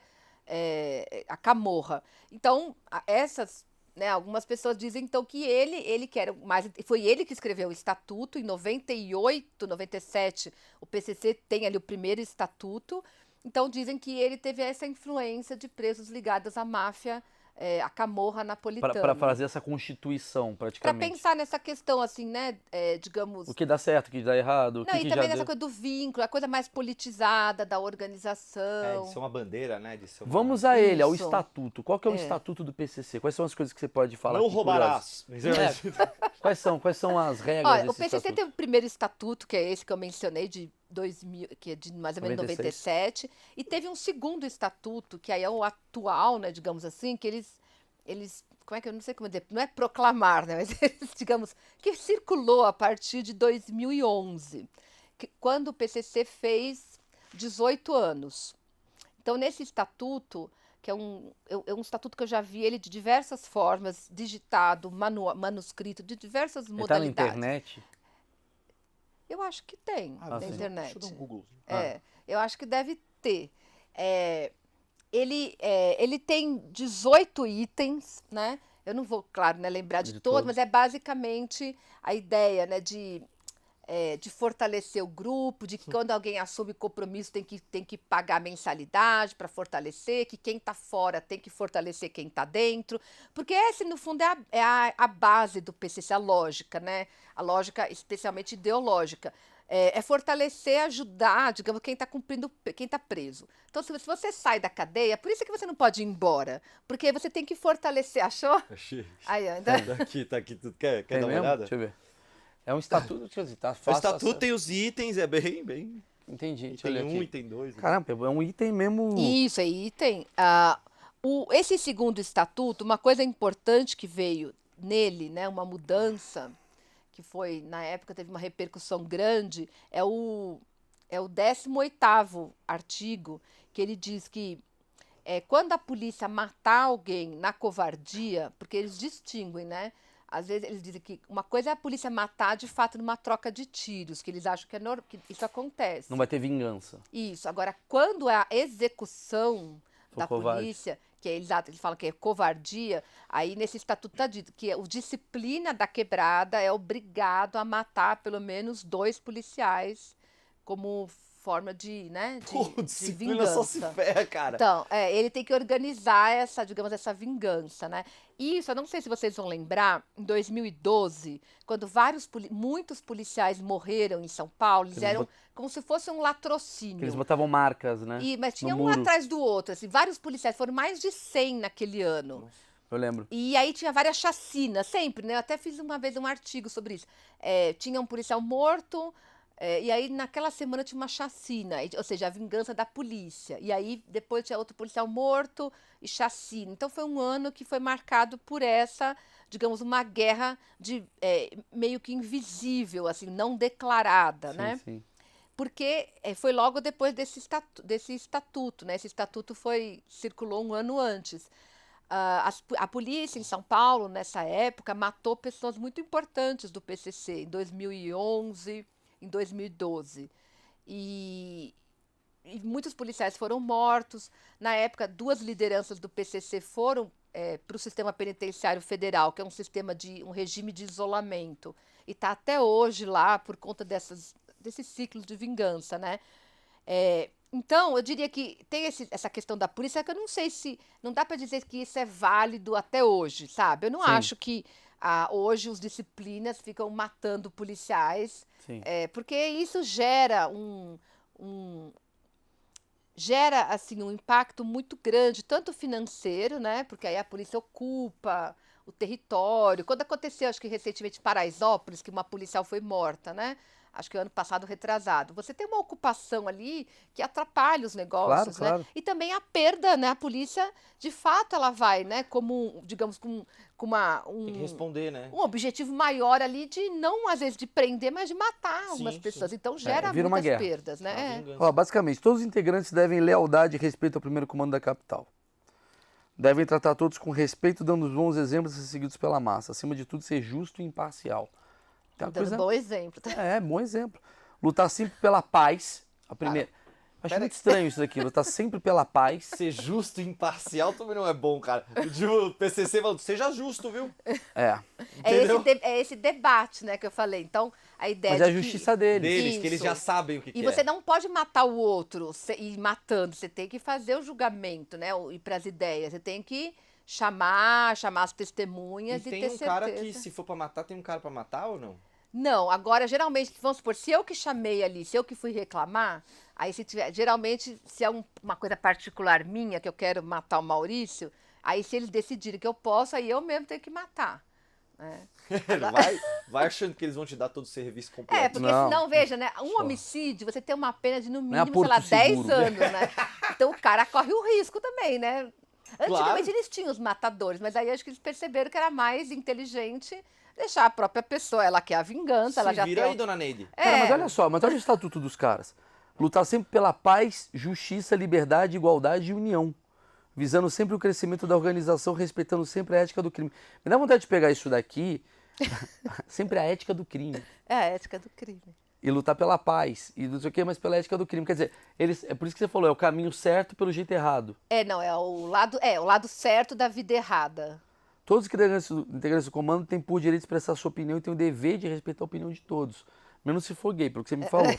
E mulher. E mulher. Aí não é nem... Mulher tem uma coisa também. Não, elas podem ser membras, né, do PCC. Ela não pode ser líder. Não tem nenhuma líder. Sabendo que dentro da organização existe uma hierarquia e uma disciplina a ser seguida. Blá, blá, blá. Aquele integrante que for pra rua tem a obrigação de manter o contato com a sintonia de sua quebrada ou da quebrada que o mesmo estiver. Está sempre à disposição do comando, blá, blá, blá, blá. Quinto, todos os integrantes que estiverem na rua têm a mesma obrigação, sendo ele estruturado ou não, porém... Cara, é uma coisa meio de respeito, né? Que doido. O comando não admite entre seus integrantes estupradores, pedófilos, caguetas, aqueles que extorquem, invejam e caluniam e os que não respeitam a ética do crime. Eles não Inveja. respeitam inveja, irmão. Tá?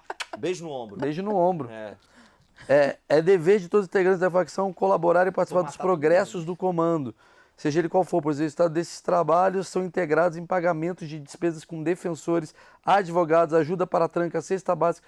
Que doido, cara. Ó, o integrante que estiverem na rua e passando por algum tipo de dificuldade poderão procurar a sintonia para que o comando possa ajudá-lo. Todos os integrantes devem ter a certeza absoluta que querem fazer parte do comando, pois aquele que usufrui dos benefícios que o comando conquistou e pedir para sair, pelo fato de sua liberdade estar próxima, até mesmo aquele que sair para a rua e demonstrar desinteresse por nossa causa, serão avaliados se constatados que o mesmo agiu de oportunismo, o mesmo poderá ser visto como traidor. Cara, o cara não Tendo pode dizer que não atitude sabia, covarde, né? o preço da traição é a morte. Tá escrito aí? Tá. É, meu amigo, o bagulho é sério. Deixamos claro que a sintonia final é uma fase de hierarquia do comando composto por integrantes que tenham sido indicados e aprovados. Cara, que doido, cara. É muito disciplinar, né? E eles são uma burocracia. Por exemplo, o Comando Vermelho, outros grupos, né, que tem pelo Brasil, não tem essa organização, Então, isso é uma coisa que a entendeu? gente estava conversando, é uma dúvida eles que a não gente têm tinha. isso. Não tem, né? Não. Eles até, às vezes, alguns têm estatuto, mas é uma bagunça, não segue, sabe? O PCC, eles seguem. Claro que não dá para dizer 100%, porque ninguém, né, Mas segue. quem for pego vai pagar. Mas assim, você tem um padrão de comportamento, né, que é de seguir o estatuto. Então, isso é um padrão, uma normativa, de fato, para eles. Aí é o estatuto. Eles têm um outro documento que eles têm usado muito, muito, que chama dicionário disciplinar, que é um dicionário. Então, tem uns 35 itens, só que ele é como se fosse um dicionário, tem alguns termos, e tem a explicação do que aquilo significa, e também tem as punições, algumas transgressões e as punições. Mas é muito interessante, que é muito didático. Então, tem, por exemplo, quando alguém está devendo dinheiro, eles falam que a pessoa está no prazo. Então, nesse dicionário tem lá, estar no prazo. O que é? Estar no prazo é ficar dever dinheiro. dever. Mano, Então, tem a Nossa definição. Constituição deveria ser assim. Que tu lê lá, artigo tal. Você verás, quererás. É verdade. A Pô, é o seguinte, juridiquês. ó, se não pagar, vai É preso. verdade, é verdade, é verdade. Por exemplo, tem a talaricagem. Não sei se Aí, ó. vocês Essa aí nós conhecem. conhecemos bem. Vocês mas- conhecem? mas O índio é muito conhece. complicado. O índio pegou a mulher dele traindo. Deu mó merda. Não, muito triste. ele Não tá foi, muito índio? Fala aí. Então, É complicado. É uma lance meio chata aí. a talaricagem também é uma falta grave, né? Principalmente se o indivíduo está preso e eles E a acham mulher dele tá dando pro outro cara. que alguém tá, né? Tá fazendo coisa. Ou se alguém olhar dentro do sistema prisional, se o cara olhar para a mulher Sim. dele quando vai visitar, ele já é considerado um talarico, né? Aliás, deixa eu deixar claro aqui. A gente fez uma entrevista completíssima sobre o assunto presídio, né? Com o Samir. Tá aqui também no achismo. Passando agora. Aqui. Tá aparecendo agora. Ele é carcereiro. Quer dizer, não pode falar carcereiro, né? Agente carcerário. Agente Agora é penitenciário. policial Penitenciário. penal, Ele né? fica puto. Se Agora eu é falo policial carcereiro, ele me penal. manda uma E DM. também a gente teve outra muito boa com o... Esqueci o nome dele, Bia. Arquimedes. Arquimedes acabou de bater 1 Olha milhão, só. que é um ex-traficante. Que também fala do PCC dentro da cadeia. Ah, né? Fala do legal. PC dentro da cadeia. De A como é Bia trouxe uma pergunta também muito boa. Ah, Presídio feminino, tem ação do PCC? Ah, então, tem. É mais recente, digamos, mais ou menos a partir de 2006 para cá. Tem uma orientanda, ela defendeu o doutorado dela esse ano, que ela estudou, né, os presídios femininos e essa questão do PCC.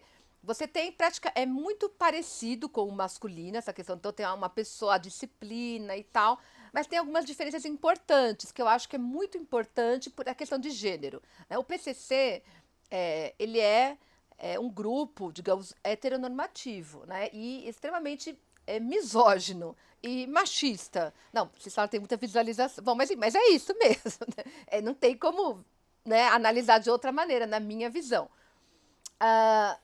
E aí, olha que interessante. Tem as mulheres também que são, né, que são chamadas de irmãs, que são batizadas no PCC. Só que entre as mulheres, algumas têm tanto poder quanto as irmãs, que são as cunhadas. Né? Então, veja que interessante, nas prisões femininas você tem as irmãs e tem as cunhadas. Quem são as cunhadas? São as mulheres dos irmãos. Ou seja, é um poder que é atravessado pelo gênero, né? primeira dama. Você tem várias mulheres, né, que são cunhadas. Cunhadas é todas aquelas que têm companheiros presos, né? E se ele for uma pessoa importante no PCC, isso acaba reverberando também no Pra ela. poder dela Ah, dentro do entendi. sistema prisional. E às vezes elas têm até mais poder do que a irmã, que é a integrante do PCC ali. Ou seja, viram a questão, né, Maravilhoso. da masculinidade, do homem do como homem. sendo o centro do poder do PCC, né? Fala aí, índio. Duas perguntas. Primeiro é a história da fronteira. Se não me engano, antes quem dominava a fronteira era o Comando Vermelho, né? E o... Enfim, acabei embolando. Tá agora. nervoso, coitado. É o Beira-Mar, você tá falando, né? Isso. E até aconteceu os atentados lá em 2016. Ah, o Rafat, né? E a outra sobre a porcentagem do lucro do PCC. Tipo assim, será que tem alguma estimativa? Tipo, 30% vem da maconha, 70% é do exterior. Será que tem algum estudo? Você vê que olha, nenhuma pergunta termina, mas você entendeu, né? entendi. Tá bom. Então, a fronteira, eu penso assim, a expansão do PCC, ela começa dentro do sistema prisional de São Paulo, depois ela vai para as periferias, né, da cidade, do estado, e conforme, durante os anos 2000, eles vão se expandindo e muitos vão migrando para a região da fronteira do Brasil com o Paraguai, que foi onde eu conheço mais, porque eu estudei lá, eu estudei essa questão, né, eu fui lá para Pedro Juan, para Ponta Porã, para tentar entender. Só que foi migrando muita gente, tanto migrando para ir para lá fazer o trabalho para o PCC ali, né, para eliminar intermediário, quanto migrando para fugir da polícia, tá foragido e vai migrando para o Paraguai para fugir. E lá, foragido, era um país que era muito mais fácil você ficar como foragido. Hoje tem até um pouco mais de controle, eles tentam, né, enfim, identificar isso mais, mas ainda assim é mais fácil você ficar foragido no Paraguai do que no Brasil. Enfim, com essa questão foi migrando muita gente para lá, para o Paraguai. E a partir de 2000, e aí, né, então, no começo, nos anos 90, o Beira-Mar foi o precursor disso.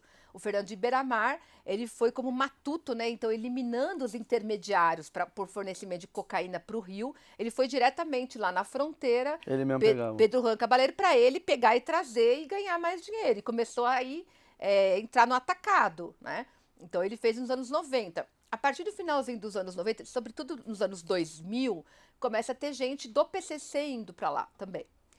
Eu identifiquei uma carta de 2008, até acho que fala nesse livro aí que eu escrevi com o Bruno, né, na guerra, de um preso, uma carta que foi até publicada, sei lá, no jornal, acho, no Estadão, uma carta, não, um relatório, que quando a polícia prendeu, né, essa pessoa, ele estava com esse relatório, que ele conta que em 2008 ele foi lá no caso para Bolívia, fazer negócios em nome do PCC. E ele disse que era a primeira vez que alguém estava indo para fazer negócios em nome da facção. E aí tem uma coisa interessante que tem a ver com as perguntas de vocês, a questão financeira. Uma coisa eles chamam são os negócios individuais. O seu negócio de cocaína. Outra coisa é o do PCC.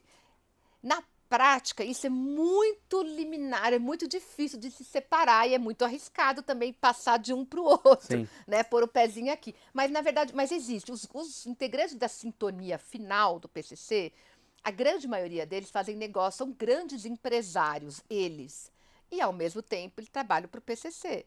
De vez em quando isso dá um ruído, como aconteceu com a execução. Não sei se vocês lembram quando foi morto o GG do Mangue e o Paca em 2018.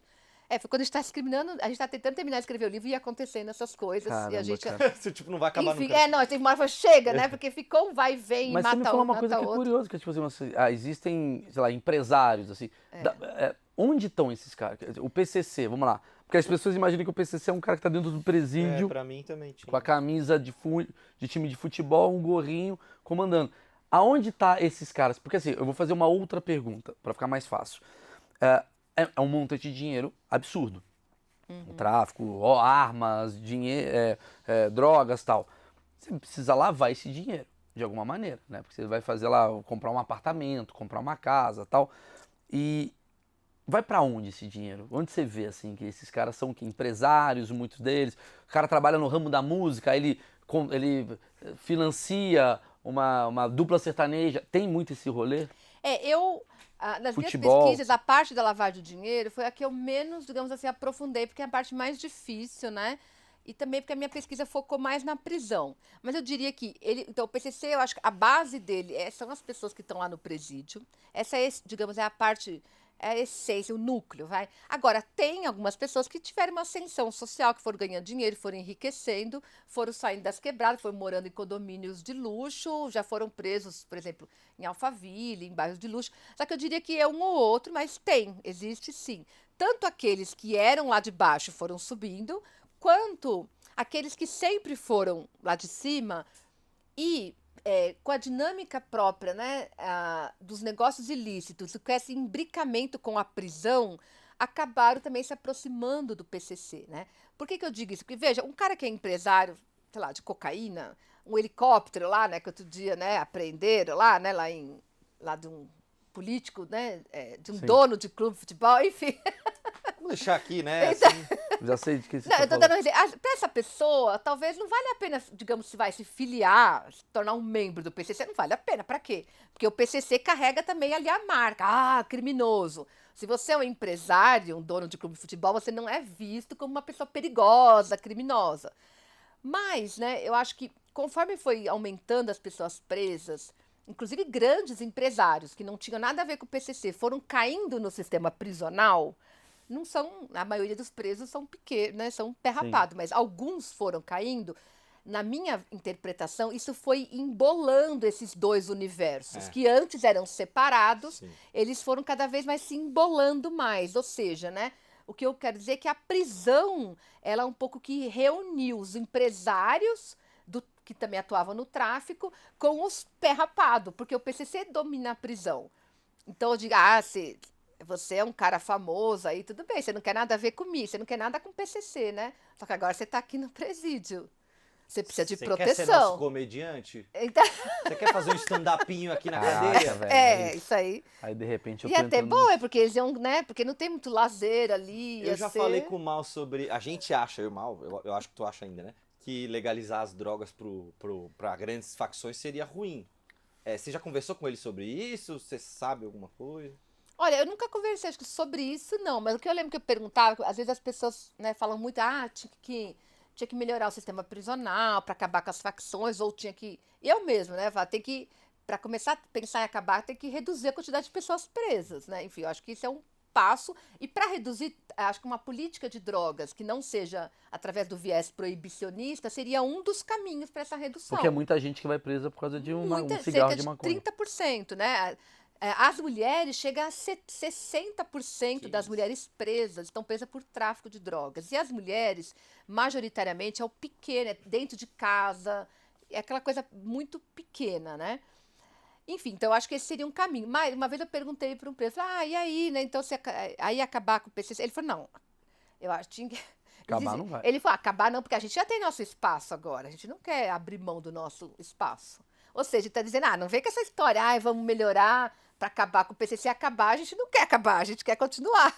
Agora, eu acho que do ponto de vista da política pública, né, se a gente tivesse, de fato, um Estado interessado, né, em reduzir, acabar não dá para, mas pelo menos reduzir o poder o armamento, o poder de impor a violência, né, desses grupos, eu acho que tinha que começar a partir daí. Então, por exemplo, política de drogas. Vamos pensar numa política que envolva a prevenção, como se fez com o cigarro, que o Brasil foi um sucesso, né, de reduzir o consumo de cigarro pela prevenção. Saúde, quem é dependente químico, vamos fazer um tratamento ali, pegar esse pessoal da Cracolândia e de outras que sejam dependentes, mas não internar à força nessas clínicas, mas fazer um trabalho baseado ali na saúde, né?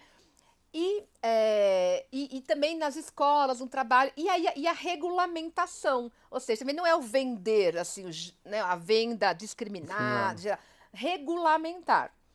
Eu acho que isso, eu não sou uma especialista nisso, né? Eu sei que tem muita gente que discute isso, mas eu acho que não tenho certeza se isso também daria certo, acho que não é assim uma solução mágica, mas eu acho que seria um caminho a ser tentado, que a gente não tentou, o outro não contenção deu de certo. riscos, como diria lá o amigo que a gente entrevistou. O Igor. Que é contenção de danos. Isso, redução de danos, Redução eles de chamam, danos. né? Pois é, então, eu acho assim, o caminho da... que ele fala isso, né? Que redução de danos é você dá uma atitude menos populista, Isso. mas ela de fato funciona na prática do que, né, ficar elucubrando coisas, né? Pode ser. Porque eu sempre digo assim, né? Essa lógica de guerra às drogas, que é protagonizada pelos Estados Unidos desde os anos 70, né? Que movimenta bilhões de dólares todos os anos, né? É muita gente que ganha dinheiro com isso. É muita arma vendida, é muita polícia, é muito caveirão, enfim, é todo um conjunto, né? Uma indústria que está envolvida nisso. Isso, e o sistema prisional, muita gente ganha dinheiro, as empresas estão loucas para abocanhar aí para a privatização das prisões para ganhar dinheiro, enfim. Então, é uma lógica, né, que tem um viés também, um objetivo, um interesse econômico e político muito grande. Econômico, né, pelas empresas que ganham dinheiro com isso, que muitas vezes financiam candidatos, né, muitas vezes não, né, sempre, né, financiam financiamento de campanha, e político, por quê? O medo, o sentimento, né, o discurso do medo, da insegurança, ele gera dividendos políticos para aquele que sabe explorar isso. Se você é uma pessoa que tem medo de... Você vê lá aqueles programas jornalísticos que puro sangue, né, o dia inteiro. Às vezes eu tenho gente que escuta gente que fala, a gente não pode sair na rua que a gente é estuprado. Eu falo, gente, olha, eu saio na rua todos os dias. Eu não posso pôr a cabeça na porta que leva uma bala na cabeça. Você tem gente que pensa assim, né? Então a pessoa vai alimentando aquele medo. E quando vem um candidato que é, digamos, um salafrário e fala assim, olha, eu tenho uma solução para acabar com essa violência. A gente vai, né, liberar arma para todo mundo. Vamos acabar com isso tudo que tá aí. Isso aí, vou acabar com isso tudo que tá aí. A pessoa com aquele medo dela, isso é um dos motores que vai alimentando isso. Ela acaba votando naquele político que promete algo que ele nunca vai entregar, porque ele nem tem interesse nisso, mas que ele explora os policiais a polícia no Brasil é a que mais mata e é a que mais morre. Só que para eles é interessante, porque eles vão lá e condecoram o policial que mata. Só que ele está se lixando quantos já morreram. E quando morre, ele vai lá fazer uma cena no enterro. Só que ele não faz nada para acabar com essa situação de guerra que mata dos dois lados, né? Então, veja, né, para esse político que não está interessado, que está interessado apenas em se eleger seus filhos, sua família, por todo mundo que não faz nada na vida e para viver do dinheiro público, para construir esquemas de corrupção, etc., para ele é bom que as pessoas tenham medo. Né? Aí você vai lá, alguém dos direitos humanos. Gente, vamos propor uma política de redução das drogas. Ah, maconheiro. Só que quem é que está alimentando a violência, né? Porque é isso, a guerra às drogas ela só serve para alimentar digamos, né, pessoas que têm essa intenção, têm interesses políticos e vão se alimentando e reproduzindo isso, porque é um discurso muito simples. Ele é um discurso fácil. Mas aí também não tem uma hipocrisia também desse lado daqui também. Eu entendi o lado, e tem outro lado também que é tipo assim, bicho, eu gosto de maconha, eu vou lá consumir, e você acaba sendo um cara que estimula esse ciclo. Então, eu acho que, por exemplo, né? Eu acho que é uma hipocrisia se a pessoa ela quer consumir e ela digamos, tem o discurso também da guerra às drogas, né? Isso tem muito, tem candidatos aí, né, também, pessoas que já quase ganharam a eleição, que todo mundo diz que adora, né, por exemplo, cheirar cocaína, mas que o discurso político é esses bandidos, acabar mas com esses bandidos. Você não acha que tem hipocrisia dos dois lados? Porque também tem esse lado que fala assim, gente, chega de violência, hashtag pintei a unha de branco, não quero mais a violência. E tá lá consumindo pra caralho na biqueira. Eu não sei como é que não funciona isso, né? Não porque funciona. A violência continua. Uma porrada de artista já pintou de branco e não funciona. Particularmente, eu acho assim, né? Eu nunca gostei nem de cigarro, não suporto, né?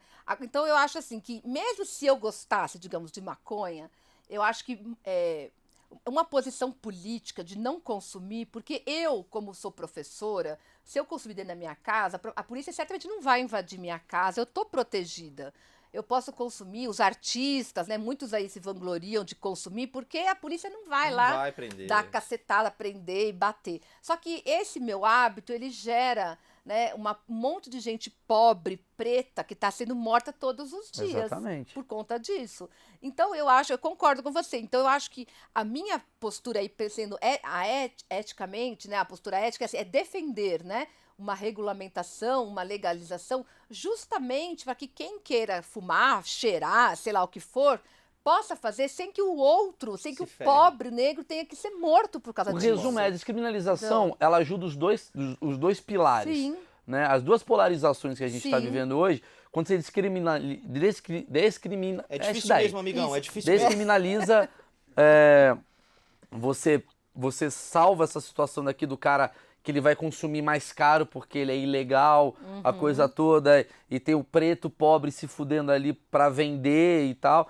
Obviamente tem gente que deve estar muito discordando, porque sim, concordo, nem todo mundo da favela que tá fudido cai nesse mundo. Ao contrário, a grande maioria não. Né? Inclusive o que eu vejo do povo, assim, quem sou eu, mas assim, o que eu observo das críticas, assim, porra, bicho, se esse cara escolheu traficar, ele é um grande filho da puta porque, cara, 90% não resolve não. Resolve fazer o certo pelo certo, não o certo criminoso e tal. Beleza.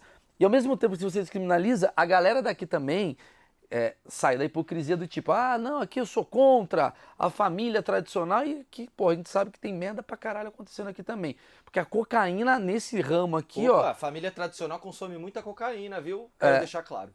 Tem muita coisa. Cheia de amante que tem que fazer aborto, né? Tem merda dos dois lados, entendeu? Tem dos dois lados. Então não tem esse lado, o meu lado é o meu lado certo e o seu é o errado. Os dois têm muita hipocrisia.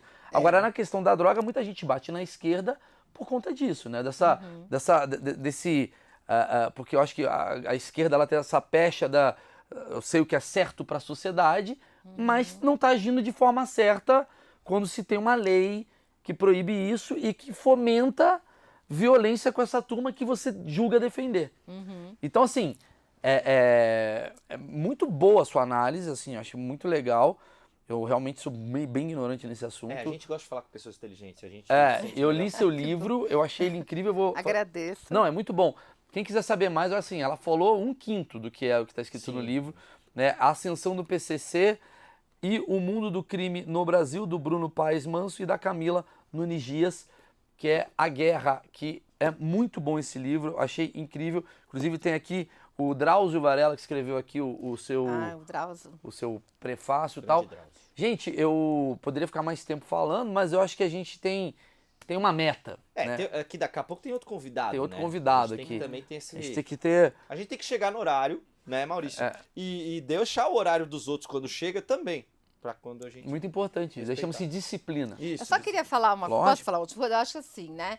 Eu não vejo assim que tenha bandidos e mocinhos. Não tem assim mocinhos nessa história. Aliás, bandidos Concordo. tem. Bandidos Eu tem concordo, muito, eu bastante. concordo. Porque eles próprios se definem como bandidos, né, do PCC. Não sou nem eu que estou criminalizando. Não tem mocinhos. Mas tem gente que é muito filha da puta, que são esses políticos que alimentam um discurso moralista, Esse que é o pior. hipócrita, falso, ganham dinheiro com isso, eles vão vivendo, sobrevivendo disso, eleição após eleição, sem fazer nada para mudar, porque isso é muito bom para eles. Quanto mais violência, quanto mais gente, Medo. polícia matando, igual no Rio de Janeiro, né, a chacina que ocorreu ontem lá em São Gonçalo. Quanto mais arma, você tem aí, né, gente, com o discurso das armas. Então, acho que isso sim, é aí que a gente tem que olhar, quando a gente observa, pensa, poxa, por que no Brasil a gente não consegue mudar as coisas? Porque a gente tem essas pessoas que acabam tendo uma importância muito grande na conformação cultural, né, da sociedade, e vai perpassando, né? Você tinha lá o Maluf, com esse discurso, né, do rota na rua, e aí vai passando, a gente hoje tem uma situação gravíssima nesse ponto, né? E pessoas que usam esse medo para dilapidar Manipular. a democracia, manipular, violar direitos das pessoas, sobretudo daquelas pobres. Então, aí isso, assim, para mim, é o mais perverso, é muito mais perverso que os bandidos em si mesmo, que eles também muitos são perversos, né?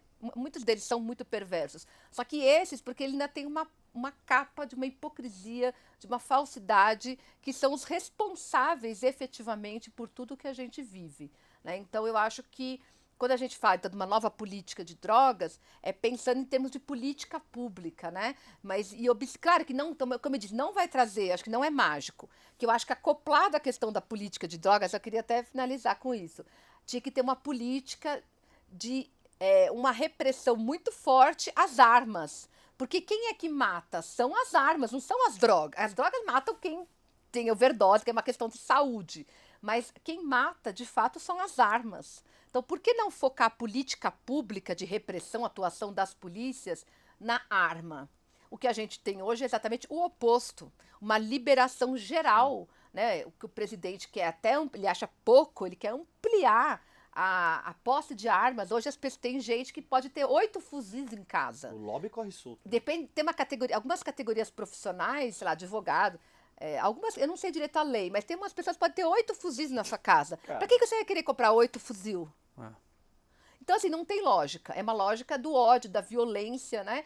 Que é para reproduzir isso tudo que a gente vive. O argumento utilizado é: por que eu vou deixar a arma só na mão do bandido? Eu acho que esse é o argumento que eles utilizam muito.